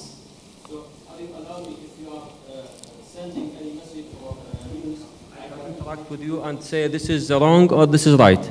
Do you allow that? Well, that interactivity that's what you're saying here. You're saying smart media that the user focused. It's a user. Well, I'm describing that the new features. I am the user, and you are the producer. Right. And I can interact with you, and I said what you're doing is wrong, and what you're doing is right. Can I do that? Well, yes, you can. You know, the new Where media. I can do that. Where I you can do that. You can do that. It's empowering, and that's why we have, you know, user-generated content being an important part of this evolving landscape in cyberspace. So it is empowering, and the user does have the ability to communicate with the sender of the message and to be a sender himself. You know, this is the equation here. Thank you. Finn, have you developed your thoughts? I do. I have. I had actually two things. One with reference. I wanted to hear what the other panelists would say about this first. I just wanted to mention there's a fantastic book by the French historian and philosopher Jacques Rancière called "The Ignorant Schoolmaster." That's a study that's based on something that he found in the course of his historical research, which was this phenomenon of teachers successfully teaching foreign languages that they themselves did not speak. But they had sort of sets of rules that they could use whereby the students could teach one another, and indeed to sort of teach the teacher. I think there is, I mention this because Rancière sort of sketches out the theory, but I think there are many applications for this in technology itself, for developing systems that are not just content delivery systems, but facilitation mechanisms between users, between groups, systems that facilitate different kinds of exchanges, different kinds of teaching and learning relationships. I use facilitation in a very specific sense, which is the mechanism that is often used in, I feel like I'm using all these weird political idioms from sort of politics in the US, but among like affinity groups and organizations that try to take political action without necessarily having central command, they try to use facilitation systems to arrive at group consensus about mechanisms. And there's been really interesting software work in developing platforms that can encourage facilitation among distributed users. I think there's a really interesting space to collapse those technologies with teaching and learning technologies.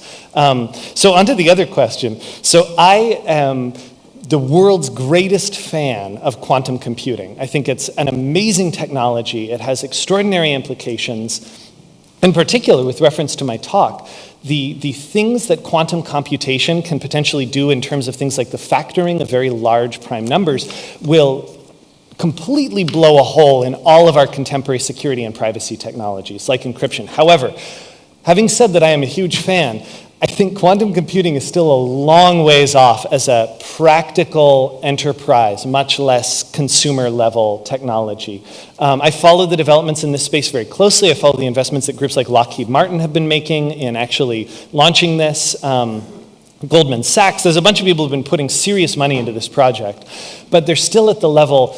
I think of it as being a little bit like if you wanted to strike it rich in the metals business, there's a whole lot of nickel and gold and iron out there, but it's all in the asteroid belt. First, you have to actually get off the Earth, and you have to get out into the asteroids and successfully mine them for metal and bring it back to realize that's where quantum computing is right now. It's still a long time horizon, unfortunately. But when it arrives, the change will be enormous. It'll be profound. Why are we talking about it comes? It's there. Now it could be something else. We are talking about the quantum computing is the nanotechnology. Now we have a pico technology, not nano. We have a pico technology superseding the nanotechnology. Yeah. Now why it is the technology of the future? This is technology of now. It could be the past. The quantum computing is the technology of the past, not today. And this is used in NASA currently. Now many organizations are also going into the quantum computing. Although it is expensive, but if you want a super intelligent system, then you can go to that real... I think we can continue this offline, I'm sure it's an interesting subject, so we can discuss this later. Question here, gentlemen, please. Thank you. My question is for Finn. Introduce yourself, please, and we can't see you. Yeah, I'm Ashraf Khalil, Abu Dhabi University. Yeah. My question for Finn, how do you see Bitcoin going forward in the light of the recent collapse of the stock of the exchange for the Bitcoin? And also, what's the role of the government can do in the Bitcoin regulation? Yeah. Do you think they just should wait and watch it evolve, or should take more active approach for regulating it? Thank you. Those are both really fantastic questions. So to the question about the first, the near-term future of Bitcoin, especially following the collapse of Mt. Gox. So part of the charm of Bitcoin for me as a currency is that the math underlying it and the programming work is enormously interesting, if somewhat eccentric. And every other aspect of Bitcoin has been, in my opinion, a total disaster. How it's stored, how it's transacted, how it's exchanged. The collapse of the Mt. Gox system is... It pains me to see people like putting their life savings into this infrastructure that was originally built, and I'm not kidding here, the exchange system for trading bitcoins for other things that was used in Japan, Mt. Gox, was originally built to let people trade cards for this collectible card game, you know, this like children's game, Magic the Gathering. Like it's pitiful, it's a complete disaster. So I say this to say that I think a couple of things are going to happen. One is the infrastructure around cryptocurrencies is going to improve, and it has to, or else this whole thing is just a wash. And there are already people who are beginning to like invest and think very seriously about building that infrastructure. The second thing, however, is that I don't think that Bitcoin itself is going to remain that significant, a market leader. It's a deflationary currency. It's built in a way that makes it very easy to speculate and very easy to hoard, but very hard to trade. It was never something that was sort of made for you to go to the grocery store and be able to engage in small-scale transactions. It may sort of stay around as kind of a reserve of value, like gold. However, I think there are numerous new currencies that are appearing, which are all clones of the Bitcoin system, some of which appeared in my slide, but which have crucial modifications. And I think those are areas where we are going to see widespread adoption. Things like Litecoin, Mazacoin, Aurora Coin. I realize these are all just ridiculous names, but these are systems which are incredibly easy to transact across national borders. You don't have to pay exchange fees. You don't have to pay many different kinds of fees that make interbank settlement so problematic. They are very easy to transport. They are very easy to store. I think these have enormous advantages, which brings up your second question, which is the role of nations and national regulation. And yeah, I think this is something that has to play a part for the good of the currencies themselves. Bitcoin has a very odd heritage because it is heavily influenced by American hard-right libertarianism, which is to say an anti-state ethos, an anarchist ethos. And that has really influenced a lot of its early adopters who are sort of like, no one should regulate this because the whole goal of this currency is that it be this untaxable anonymous system so we can buy drugs and smash the state, you know. This sounds like ridiculous rhetoric, but it's true. It's this ludicrous rhetoric that has defined part of how this currency has been used. I think all of that has to go away. And I think we will see this. I think after the collapse of the Mt. Gox exchange, users are much more open to having things formally regulated, to being backed up in terms of things like refunding systems, systems like the FDIC in the United States.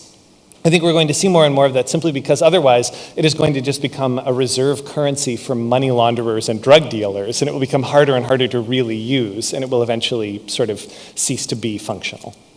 Thank you. We can allow one more question. We have conscious of time, and then we can conclude. The gentleman here in the middle, please. Microphone. Introduce yourself, please. Thank you.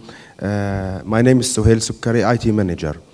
Mr. Finn, kindly can you tell us about the secret which is standing behind developing untrusted and unsecured system like Bitcoins? Briefly. Repeat the question, please. Okay, sorry. Mr. Finn, kindly can you tell us about the secret which is standing behind developing untrusted and unsecured system like Bitcoins? Briefly. the secret behind developing this new Bitcoin, the secret behind it. It's strange, I think. I cannot understand why you should use like this system without any regulations. Oh, I see. I'm sorry. Yes. I thought you meant secret in the sense of like secret, like cryptography or something like that. No. Oh, yes. No, it's. So this is the thing. Like, I think Bitcoin is, and all of the technologies that I talked about that follow from it are very much solutions in search of problems. I think they offer a powerful toolkit, and we're still figuring out what that toolkit is good for. Because to your point, looking at Bitcoin from the outside, one is baffled by why people would adopt it at all. It's this sort of wildly unstable, made-up currency. It's much harder to transact than cash. There's all kinds of problems with it. But I think the underlying secret to it is that it is very technologically exciting. I think when we look at Bitcoin now, I think it is very much like, to some of these earlier points, I think it is very much like looking at the internet. Let's say this is 20th anniversary. Let's think of the internet in 1994. 1994 is the moment that the graphical web browser arrives on the popular public market. It's the moment when people suddenly begin to interact with the internet in a radically different way. And it suddenly explodes from being this like very technically interesting industry into something that moves out into the fabric of everyday life. I think cryptocurrencies look ridiculous right now because they're at exactly this stage of being primarily of interest to hobbyists and technicians, and they will soon become matters of more normal engagement. Thank you. Now I request the panelists, within a minute or so, just to summarize, and give a conclusion of your topic. We can start with you, Finn, please. Yes, no, I will. I can actually give a summarization of my topic in just a few seconds, which is that we are, in the 20-year time horizon, we have seen first the arrival of network computers, and then the arrival of social networks, of networking the people behind the computers. I think one of the most interesting things we are going to see in the next 10 years or so is the development of very robust tools for social networks that do not need identity. For social networks that allow people who do not necessarily need to know each other, to speak the same language, to trust each other's reputations or identities, to work together, to collaborate, to evolve new systems. And we will see social forms bloom out of these technical developments that are quite unlike any social forms that we have ever seen before, for good and for ill. Thank you. Professor Mohammed. Thank you very much. I think media convergence provides both opportunities and challenges for Arab media. Opportunities in the sense that it enhances communication opportunities for users and for media institutions, and it enhances the chances for sharing information and for putting the user at the center of the communication process, taking the message into new frontiers globally, and producing a message that is really in different multimedia forms. Challenges in terms of regulation, challenges in terms of providing human resources, technological resources, collaboration, creating the culture that is really fitting for this type of transition. Thank you. Thank you. Professor Ali, please. Thank you. Well, I'll try to also to be short. I think that I haven't seen many things changing in education for the last 30 or 40 years. And especially the questions about technology and education and the debates are more or less the same. And we were discussing this morning what has actually changed? What has actually changed is the networking, which is one thing, and the ubiquity, that thing of just like having your own device with you that you can get anywhere. So that thing is just like increasing the scalability a lot. And with the scalability, the problem which is arising is the problem of quality as well. And the problem, but this is something that not only for education, this is exactly your question about Bitcoins. And there are many things which are very exciting. We're just trying them. We just like the good prototypes and so on.